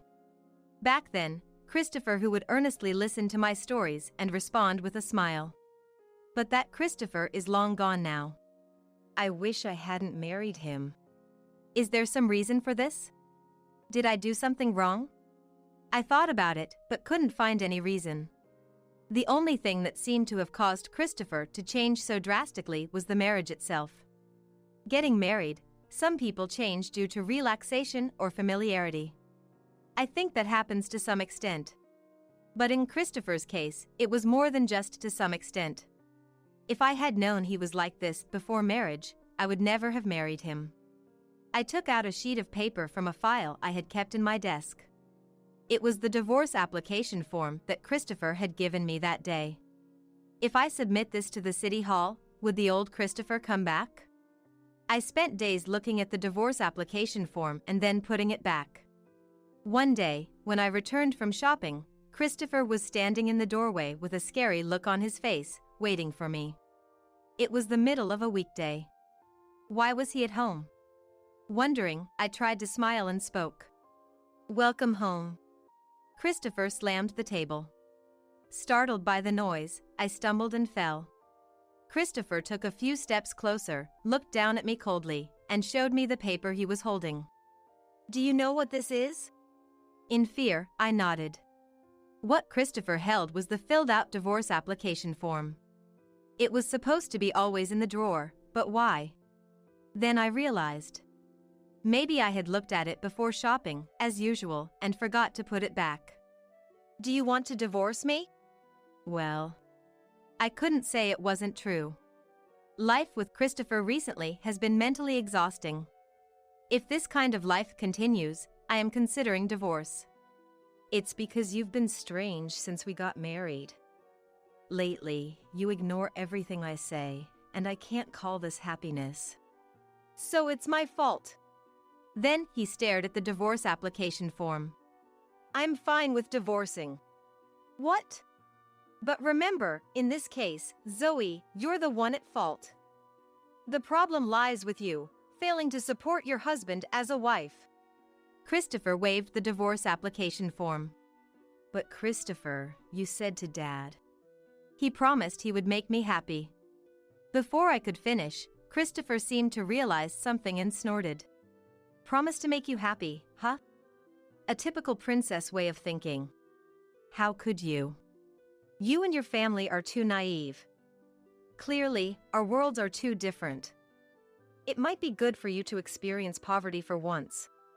I didn't understand what Christopher meant, but from that day on, he stopped giving me any living expenses. Moreover, he even took away my credit card and debit cards. Originally, I quit my job because Christopher wanted me to.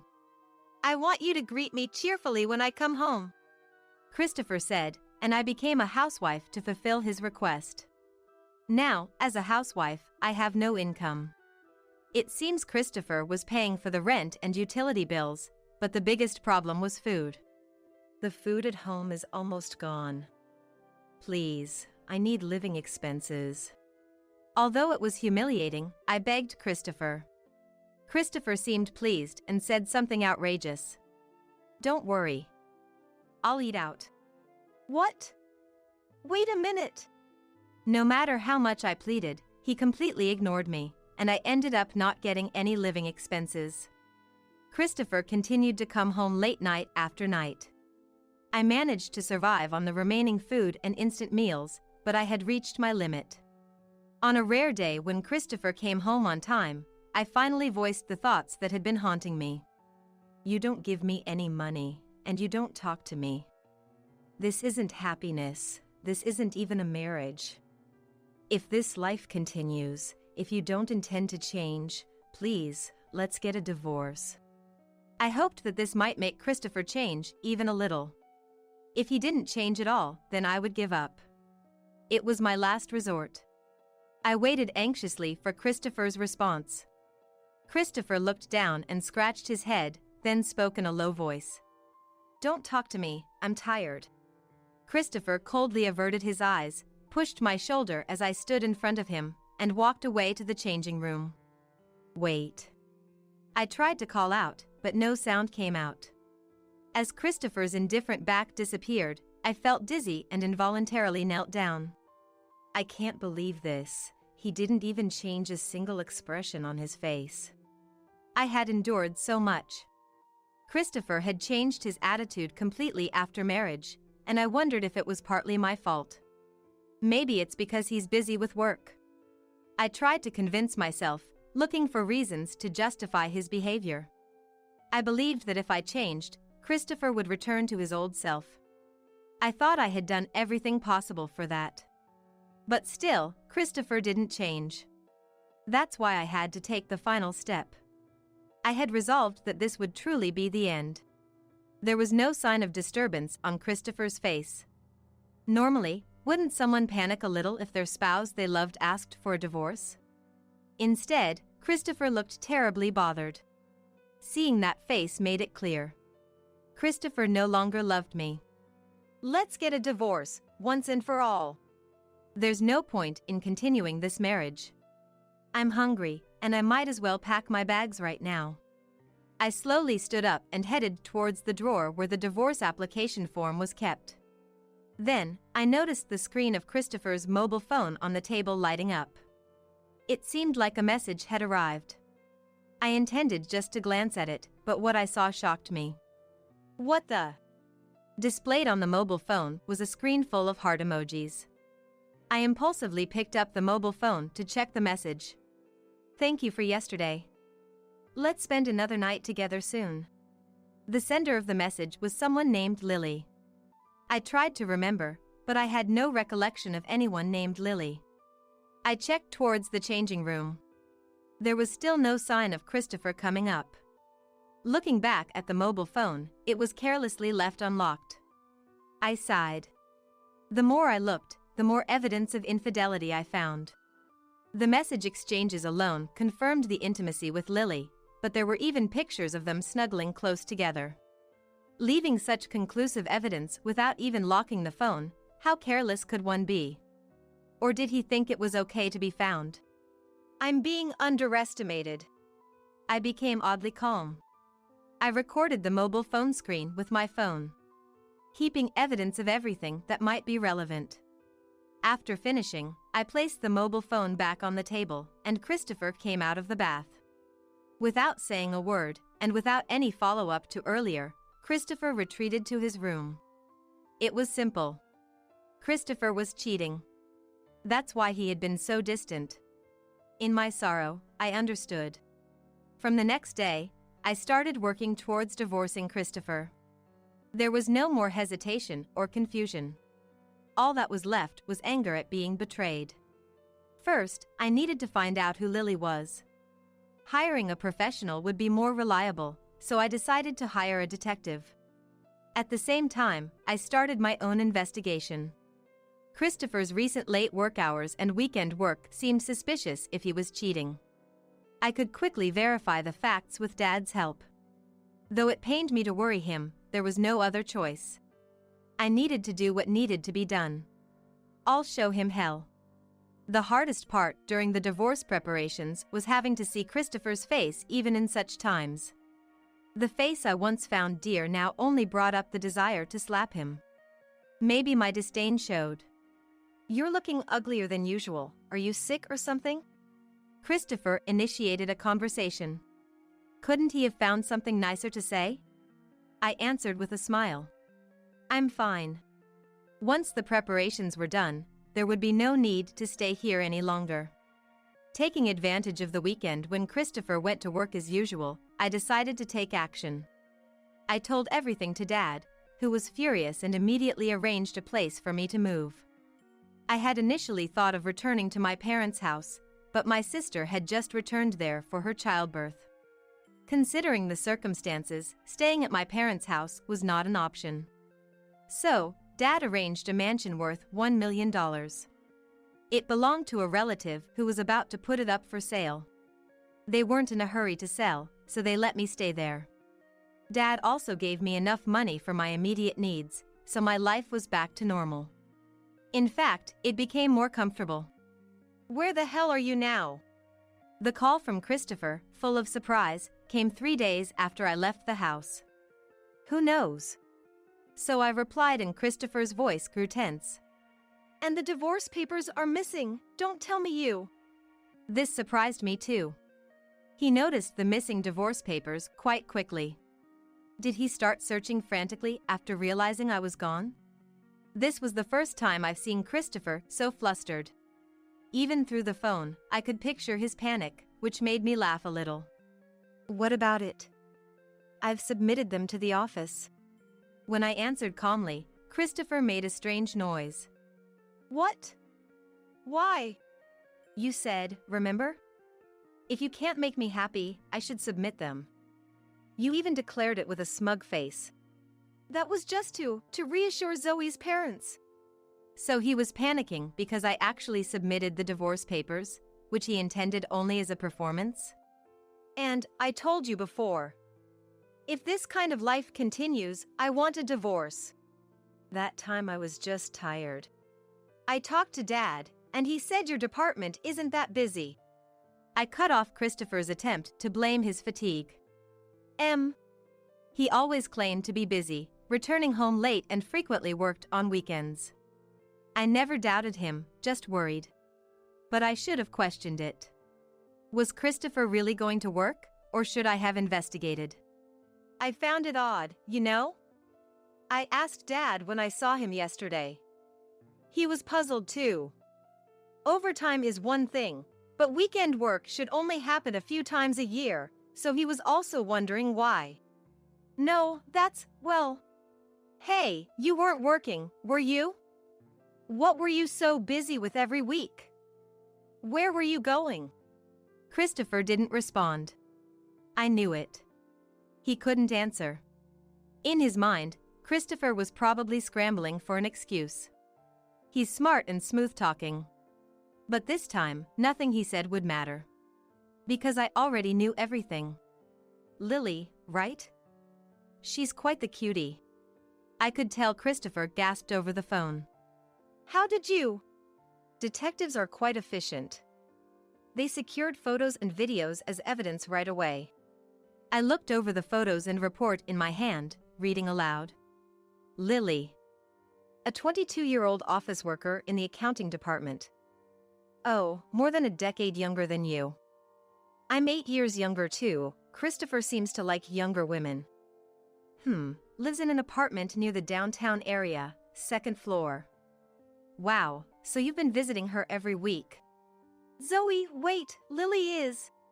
Christopher is quite the needy one. He used to cling to me a lot before we got married. Seeing Christopher, 8 years older, acting so needy made me happy back then, but now the mere thought disgusts me. By the way, Conversations with Lily are also safely recorded as evidence. Wait until I divorce my wife. What a classic line from a married man. Couldn't you come up with something better? The detective also suggested that Christopher looked down on me quite a bit. Your wife will find out, you know. It doesn't matter, she's on her way down anyway. That's what he said. I was utterly underestimated. Wait, Zoe. You're misunderstanding something. Can we meet just once? I suppose. I was thinking we should meet one last time. The next night, we agreed to meet, with Lily accompanying him. The venue was the mansion I was renting. When Christopher arrived at the designated time, he seemed uneasy. What's with this mansion? It's a place I'm renting. It's worth $1 million. $1 million! Christopher's voice cracked, and Dad watched him intently. So, your dad is here too? Christopher's eyes darted nervously. Well, yes. It's only fair since you brought Lily. Plus, this affair involves company employees. It's best to have Dad here, as he's the company's head. I suppose you're right, Christopher said with a forced smile. Dad glared at Christopher the entire time. Lily, with her bright hair and petite frame, looked cute, but had a surprisingly strong personality. As soon as the discussion began, glaring at me, and she opened her mouth. I'm a victim too. I had no idea Christopher was married. And now, I'm dragged here. It's unpleasant. Lily's assertiveness surprised me. But Christopher looked even more shocked. What? You were the one pushing me to leave my wife. That was just a joke. Christopher turned red with anger at Lily's evasion. Why did I even bother to have a relationship with such a woman? I could hear him mutter. Lily snapped back, and they started arguing right in front of us. To think I'd be serious about an old man like you. Excuse me? Who do you think caused all this? You said our company was doomed. That's why I decided to end it with Zoe. Wait, what? Apparently, right after we got married, Lily had whispered to Christopher.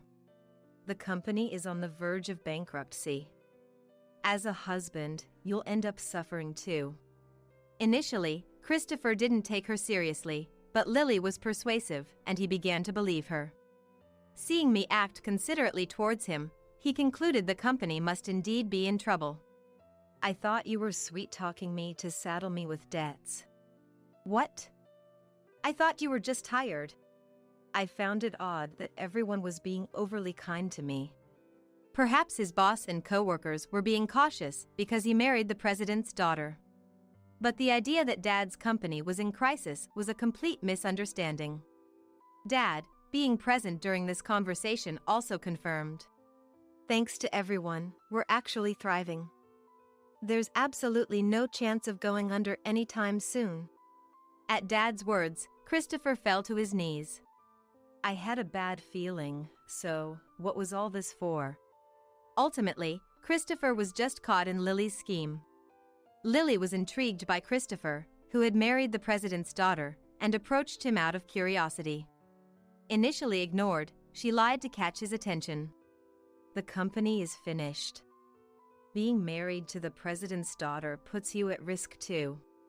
Apparently, this lie worked on Christopher. Fearing a joint downfall with us, Christopher probably started ignoring me, hoping for an amicable divorce. I was just deceived, Zoe, you understand, right? Christopher approached me with a strained face. Well, perhaps you were merely deceived. Yes, I was, so let's not talk about divorce. But you know, this has made things very clear to me. Christopher looked up at me, puzzled. Essentially, this man would be the first to flee if we were ever in the same predicament. And this time, he even cheated without consulting me about how business was going first. Moreover, instead of proposing divorce directly, he manipulated things so that it would seem like the suggestion came from me, which is the height of cowardice. You know the vows, in sickness and in health. You would probably abandon me without hesitation if I fell ill. No, I wouldn't do that, Zoe. Please listen. There's nothing left to discuss. I just wanted to know why you were ignoring me. All this time, I thought I had done something wrong. Let's handle the rest through our lawyers. Lawyers? Christopher's face went pale. Having an affair while married, did you think there wouldn't be any consequences? I'll make sure both you, Lily, and you, Christopher, are properly charged for the divorce proceedings. Wait. If I can't even stay at the company, how can I afford the shorty for a divorce trial? Christopher's voice trembled, and almost simultaneously, Lily also raised a panicked shout. No way, that's ridiculous. It was all just a joke, and it's his fault for falling for it. The two of them blamed each other, each insisting they were not at fault. The sight of that was so ugly it made me sick. Had I endured a month of agony for these people? How pathetic. To the arguing pair, I said with a smile. Now I understand. You two are perfect for each other. So alike. I made the right decision stepping back.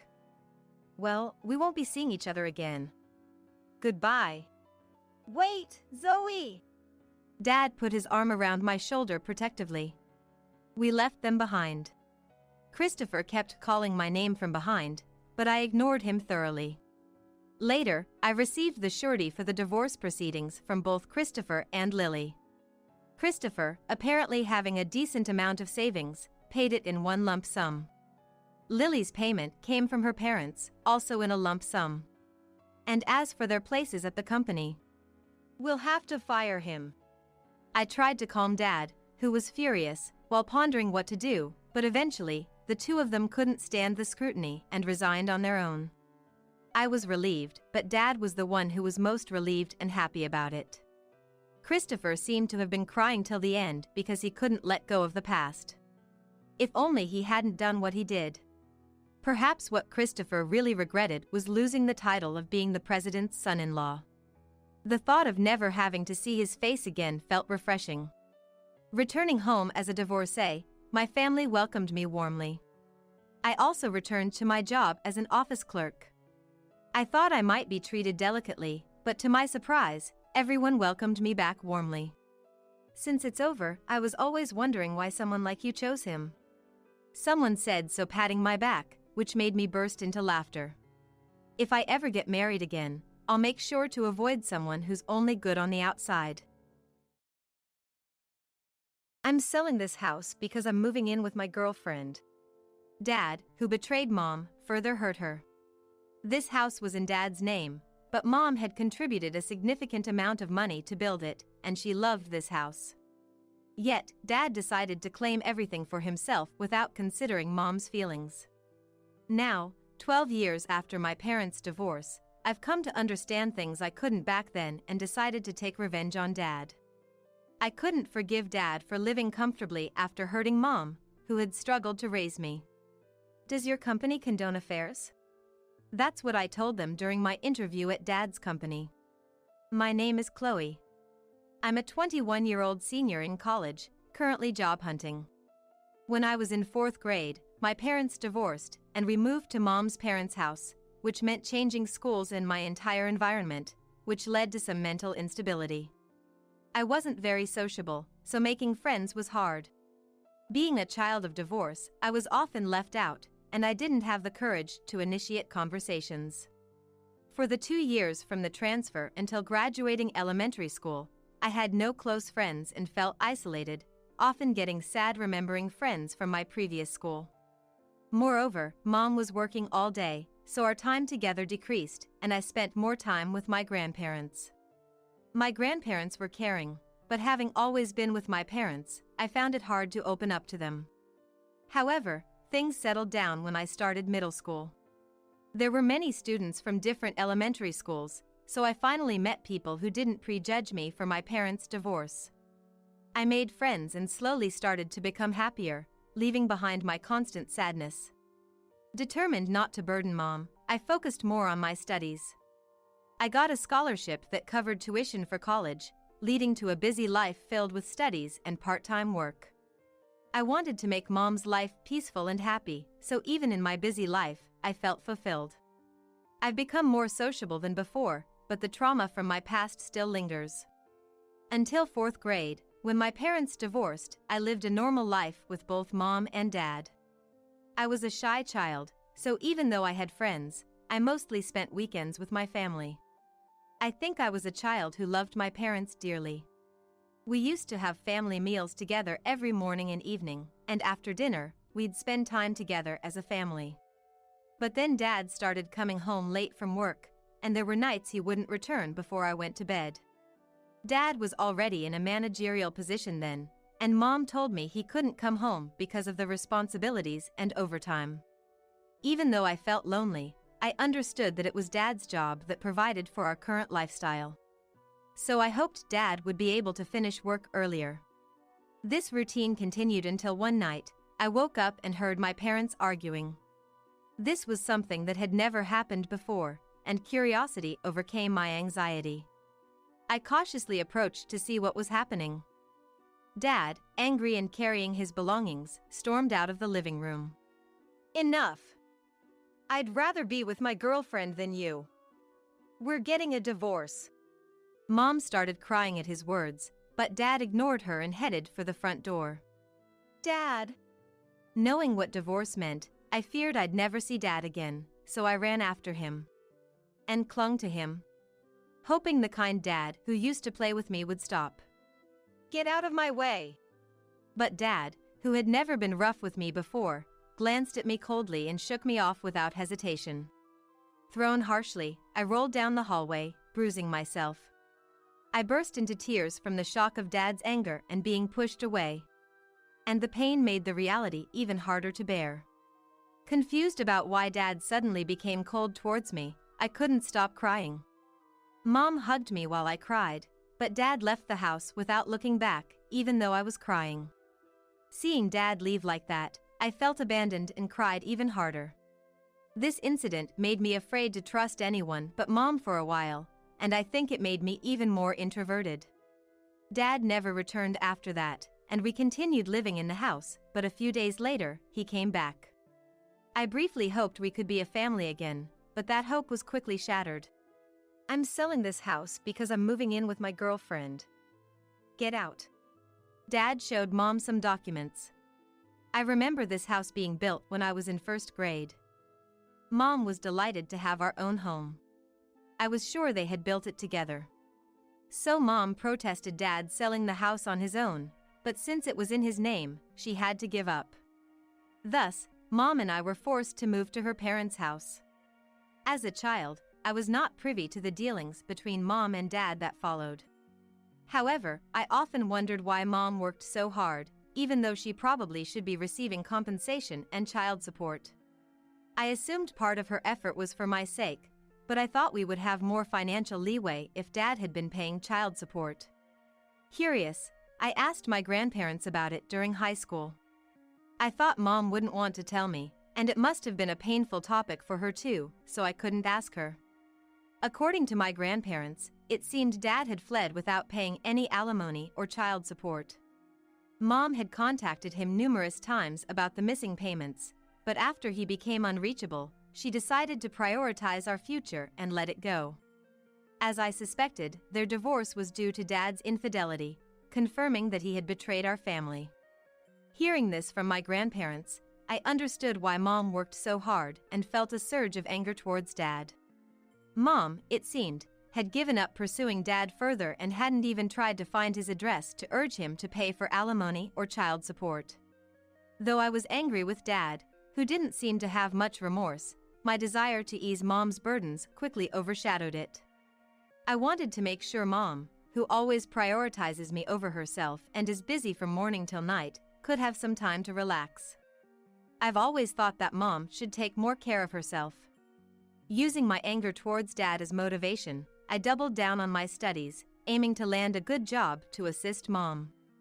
The thought of Dad living carefree was frustrating, but I tried not to dwell on it, focusing instead on our current life, just like Mom. As a university student beginning to think about job hunting, I was organizing our storage to create a better resume. I hoped to recall past experiences for my self-promotion.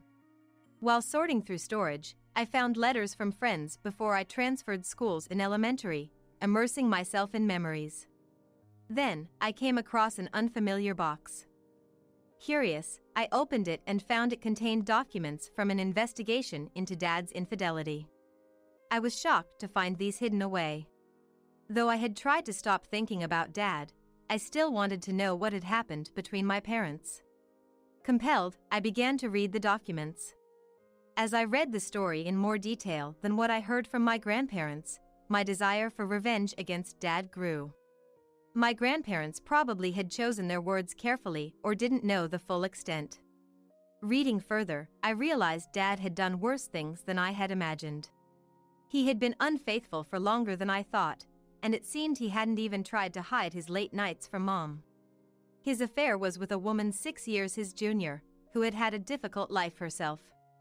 After a car accident left her mom dead, she had been working since she was a student because her dad had after effects. Despite having a more challenging life than mine, how could she not feel remorse for destroying a family? In the evidence photos of the affair, the woman walking arm in arm with Dad was visibly pregnant. I couldn't help feeling disgusted seeing the two of them looking so content together. To anyone unaware, they would seem like a happy couple.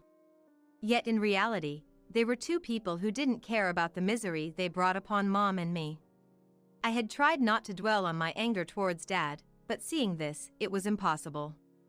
I felt an overwhelming urge to make them suffer, but I managed to hold back. I thought about how Mom would be saddened if anything happened to me and about the potential future of their child, who must be around middle school age by now, 12 years after the divorce. I couldn't forgive Dad and his mistress, but acting on my emotions would only harm their child, causing them the same pain I endured. I didn't want to stoop to Dad's level, and that thought stopped me. However, the anger was too strong to ignore. A few days later, on a weekend, I decided to visit the house mentioned in the investigation report.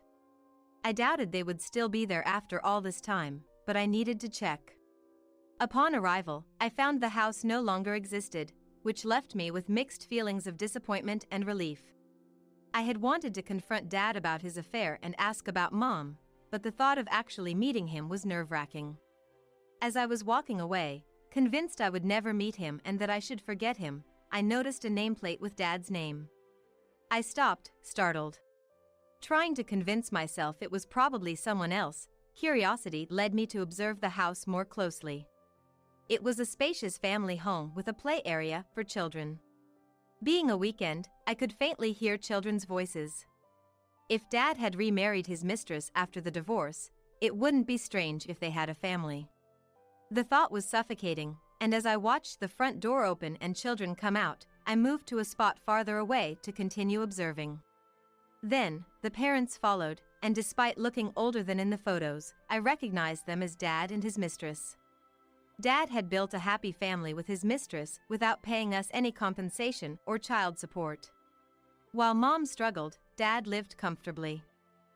Filled with anger, I clenched my fists. After watching them leave happily as a family, I headed straight to a detective agency and requested an investigation into Dad's family.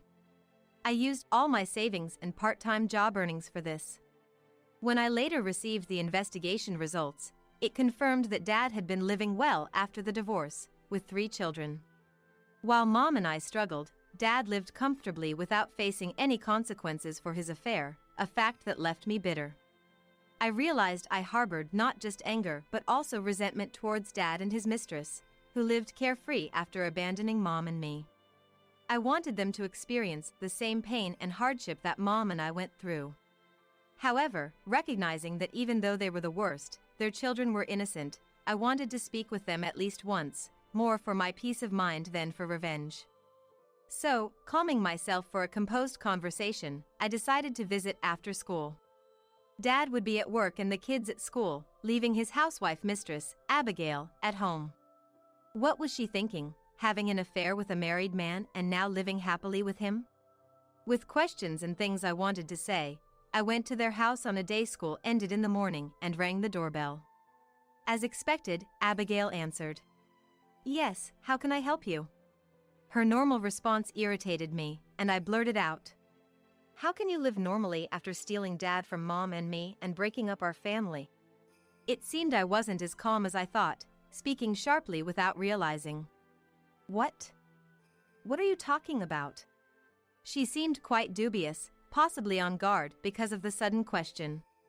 Perhaps for her, an affair was something that could be easily forgotten. This thought made my chest tighten. Amazed at how she could pretend not to know, I explained everything about my relationship with Dad and what happened 12 years ago. I broke into tears recalling the past, but once I finished, I looked at her for a reaction. The truth I learned then solidified my resolve for revenge. Some time later, I went for a job interview. With good grades and active involvement in various activities, I had many strong points. I usually passed the document screening without issues, and this time, as I faced the interviewers, it seemed like I had already left a favorable impression again. 3 interviewers questioned me while reviewing my documents. Thanks to my preparation, I answered smoothly, and the interviewer's cheerful expression and impressed attitude made me feel quite confident. At the end, when they said I could ask any questions I had, I decided to ask something I had been wanting to know. Does your company condone affairs? What actions would be taken if an affair occurs? My question surprised the interviewers, leaving them momentarily speechless. After a pause, they said they hadn't encountered such a situation but would probably impose some penalty. And when asked why I was inquiring about this, I explained the whole situation. My father, who abandoned my mother through infidelity, works here and is currently having an affair within the company. One interviewer, visibly upset, slammed the table and stood up angrily. Are you joking? How dare you come here and lie in such a manner? This is outrageous. I immediately retorted. Please don't shout just because I hit a nerve, Dad. I had actually known that Dad worked in this company and that he was involved in interviews as personnel. Therefore, I purposely attended this interview to expose Dad's actions. There were many interviewees, and it wasn't certain Dad would be the interviewer, but I thought damaging his reputation would be enough. His aggressive response to my presence added credibility to my story, and I felt a sense of satisfaction. Initially, Dad didn't seem to recognize me, but he became unsettled after reading my documents. He didn't remember my face, but my name and educational background must have made him realize I was the daughter of his ex-wife. He seemed relieved when I showed no reaction to seeing him, thinking I hadn't recognized him. I calmly retorted to Dad's anger. It's a fact that you cheated on Mom and are now in an affair with a younger woman in this company, right? I'm just stating the truth. The investigation I had commissioned revealed not only about Dad's post-divorce family but also his infidelity. Apparently, Dad was quite the philanderer, having 3 kids and still fooling around. He was having an affair with a younger female colleague, and there were photos of them looking happy together, leaving no room for denial. Is this some kind of harassment? Do you think you can get away with this? Dad accused me of lying and tried to blame me. He had been successful in hiding his actions so far and was desperate not to be punished. Smirking, I continued. It's the truth, isn't it? I wanted to know what the company thinks about having such a person in a responsible position. Dad wanted to make me look bad, but that wasn't going to happen. The other 2 interviewers, having witnessed our exchange, looked displeased. I showed them the final piece of evidence. By the way, this is the report on Dad's infidelity. I trust you will review it and take appropriate action. Dad tried to dismiss what I said in a panic, but I handed the investigation report to the other interviewers, asking them to address the affair. Dad tried to grab me, but I dodged and delivered my final blow. Abigail knows about this and is coming to the office today. I had told Abigail about Dad's affair, and in her anger, she had planned to confront him publicly. So before leaving the interview room, I declared to Dad that he had no escape. You told her? When did you even meet her? Dad, shocked and not expecting I knew Abigail, froze. Ignoring him, I left the room. Dad's yelling could still be heard after I closed the door, drawing stares from other interviewees. Normally, the atmosphere would feel uncomfortable, but knowing that I had derailed Dad's smooth life brought me a sense of relief. Originally, I came to this company solely for revenge against Dad, so failing the interview was not a concern. Having finished my task, I was walking down the hallway when I heard footsteps running up from behind. Turning around, I saw Dad, his face red with anger, charging at me to throw a punch. Surprised, I managed to dodge and avoided injury, but I stumbled and fell. Looking down at me, Dad shouted angrily, "What have you done? If it weren't for you." As Dad tried to hit me again, I braced myself, unable to evade, and covered my head with my arms, preparing for the impact. However, before he could strike, Dad froze. "What are you doing to Chloe? And what's this about an affair? You told me you were single, but you've been deceiving me." Abigail had arrived, startling Dad. She swung her bag at Dad, who was ready to strike me, hitting and shielding me from him. "Abigail, it's not what you think." Dad panicked at Abigail's arrival, but as Abigail, angered and feeling deceived, started to confront him, they began to argue. Abigail, while shouting in anger, hit Dad with her bag, causing a major commotion. It turned out that when I confronted Abigail about the affair, she was unaware that Dad was married. "I'm sorry, even if I didn't know. You must have suffered a lot. I will definitely make it up to you. I'm truly sorry." She apologized tearfully. Further conversation revealed that she met Dad through work, and he had been helping her as a struggling motherless child. Dad had hidden his marital status, and they eventually started dating. Abigail had been working right after graduating high school in order to live with her father, who suffered from the after effects of an accident, which also took away her mother. It was natural to develop feelings for Dad, who had helped her. I had thought the mistress would be a terrible person, but Abigail was another victim of Dad. Apparently, Mom had never asked Abigail for compensation or even contacted her, and until now, Abigail was unaware of Dad's misdeeds.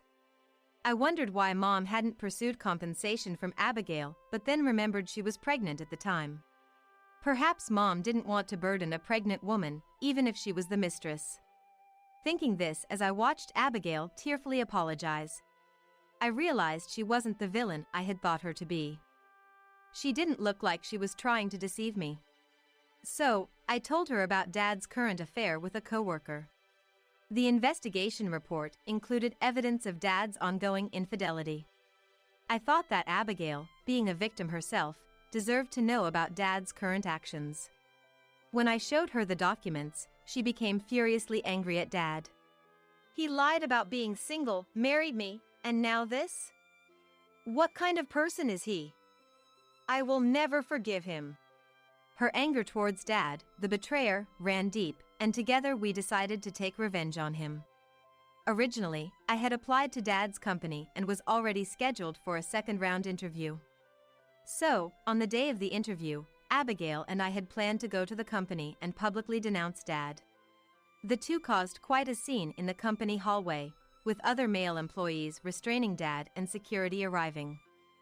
I took Abigail's hand and led her out of the company after the commotion. Many people had gathered around due to the noise. Among them, I spotted the woman from the investigation photos, hiding in the shadows with a petrified look on her face. My revenge was complete by exposing Dad's misdeeds, which had been hidden until now. Subsequently, Dad, who was on the verge of becoming a department head, got demoted to a regular employee due to the affair. Since most of the situation became known during the chaos in the hallway, he seems to be working with a sense of humility. He used to have a reputation as a family-oriented and capable supervisor, but when Dad's bad deeds became known within the company, he was branded the worst man and was treated coldly. The woman Dad had an affair with apparently quietly resigned from the company. Additionally, Abigail demanded compensation and child support from Dad and informed him of her intention to divorce. With the company's cooperation, Dad couldn't escape paying. During the divorce mediation, Abigail discovered that Dad had not paid any compensation or child support to my mom, and also learned of his gambling habits in addition to spending money for his lover. Though he claimed it was occasional, He had been deceitfully spending family savings on gambling. Abigail, further enraged by these revelations, successfully demanded a higher amount of compensation and child support from Dad. Dad tried to deceive until the very end and was very reluctant about the divorce and compensation, so the mediation didn't end quickly. But Abigail persistently questioned Dad, and the commotion became known even to those outside the company who were unaware of the chaos at the office. Consequently, acquaintances of Dad who were unaware of the situation gradually distanced themselves from him. Dad became completely isolated as a result. After the divorce, Abigail offered me a part of the compensation as an apology. This might not be enough to make amends, but I hope you'll accept it as an apology for the trouble I've caused. However, since I had kept my revenge against Dad a secret from Mom, I declined the money. Abigail, you're also a victim of Dad, and the children need the money more. Please keep it for them. Mom seemed to have put her past with Dad behind her, so I had no intention of bringing it up again. I thought that Mom, who must have suffered a lot, wouldn't want to remember it anymore, even after Dad received his comeuppance. I didn't harbor any resentment towards Abigail or her children, who were also victims of Dad. Instead, I frequently visited them, concerned about their well-being as a single-parent family. The children and I grew close, and I hope they grow up righteously, unlike Dad. Getting to know Abigail better, I realized she was naturally calm and not the type to raise her voice. The stark contrast to the woman who had fiercely confronted Dad in the company made me reconsider Mom's strength during the divorce. Later, I successfully got a job at my preferred company and shared the news with Mom, who was overjoyed at my growth. Seeing her happiness made me feel content. And without the shadow of Dad, I truly relished the moment. Determined to reduce Mom's burden, I geared up for my new job. I may never forgive Dad for his actions, but he's already received his just desserts. Now, I want to live happily, not worrying about Dad anymore.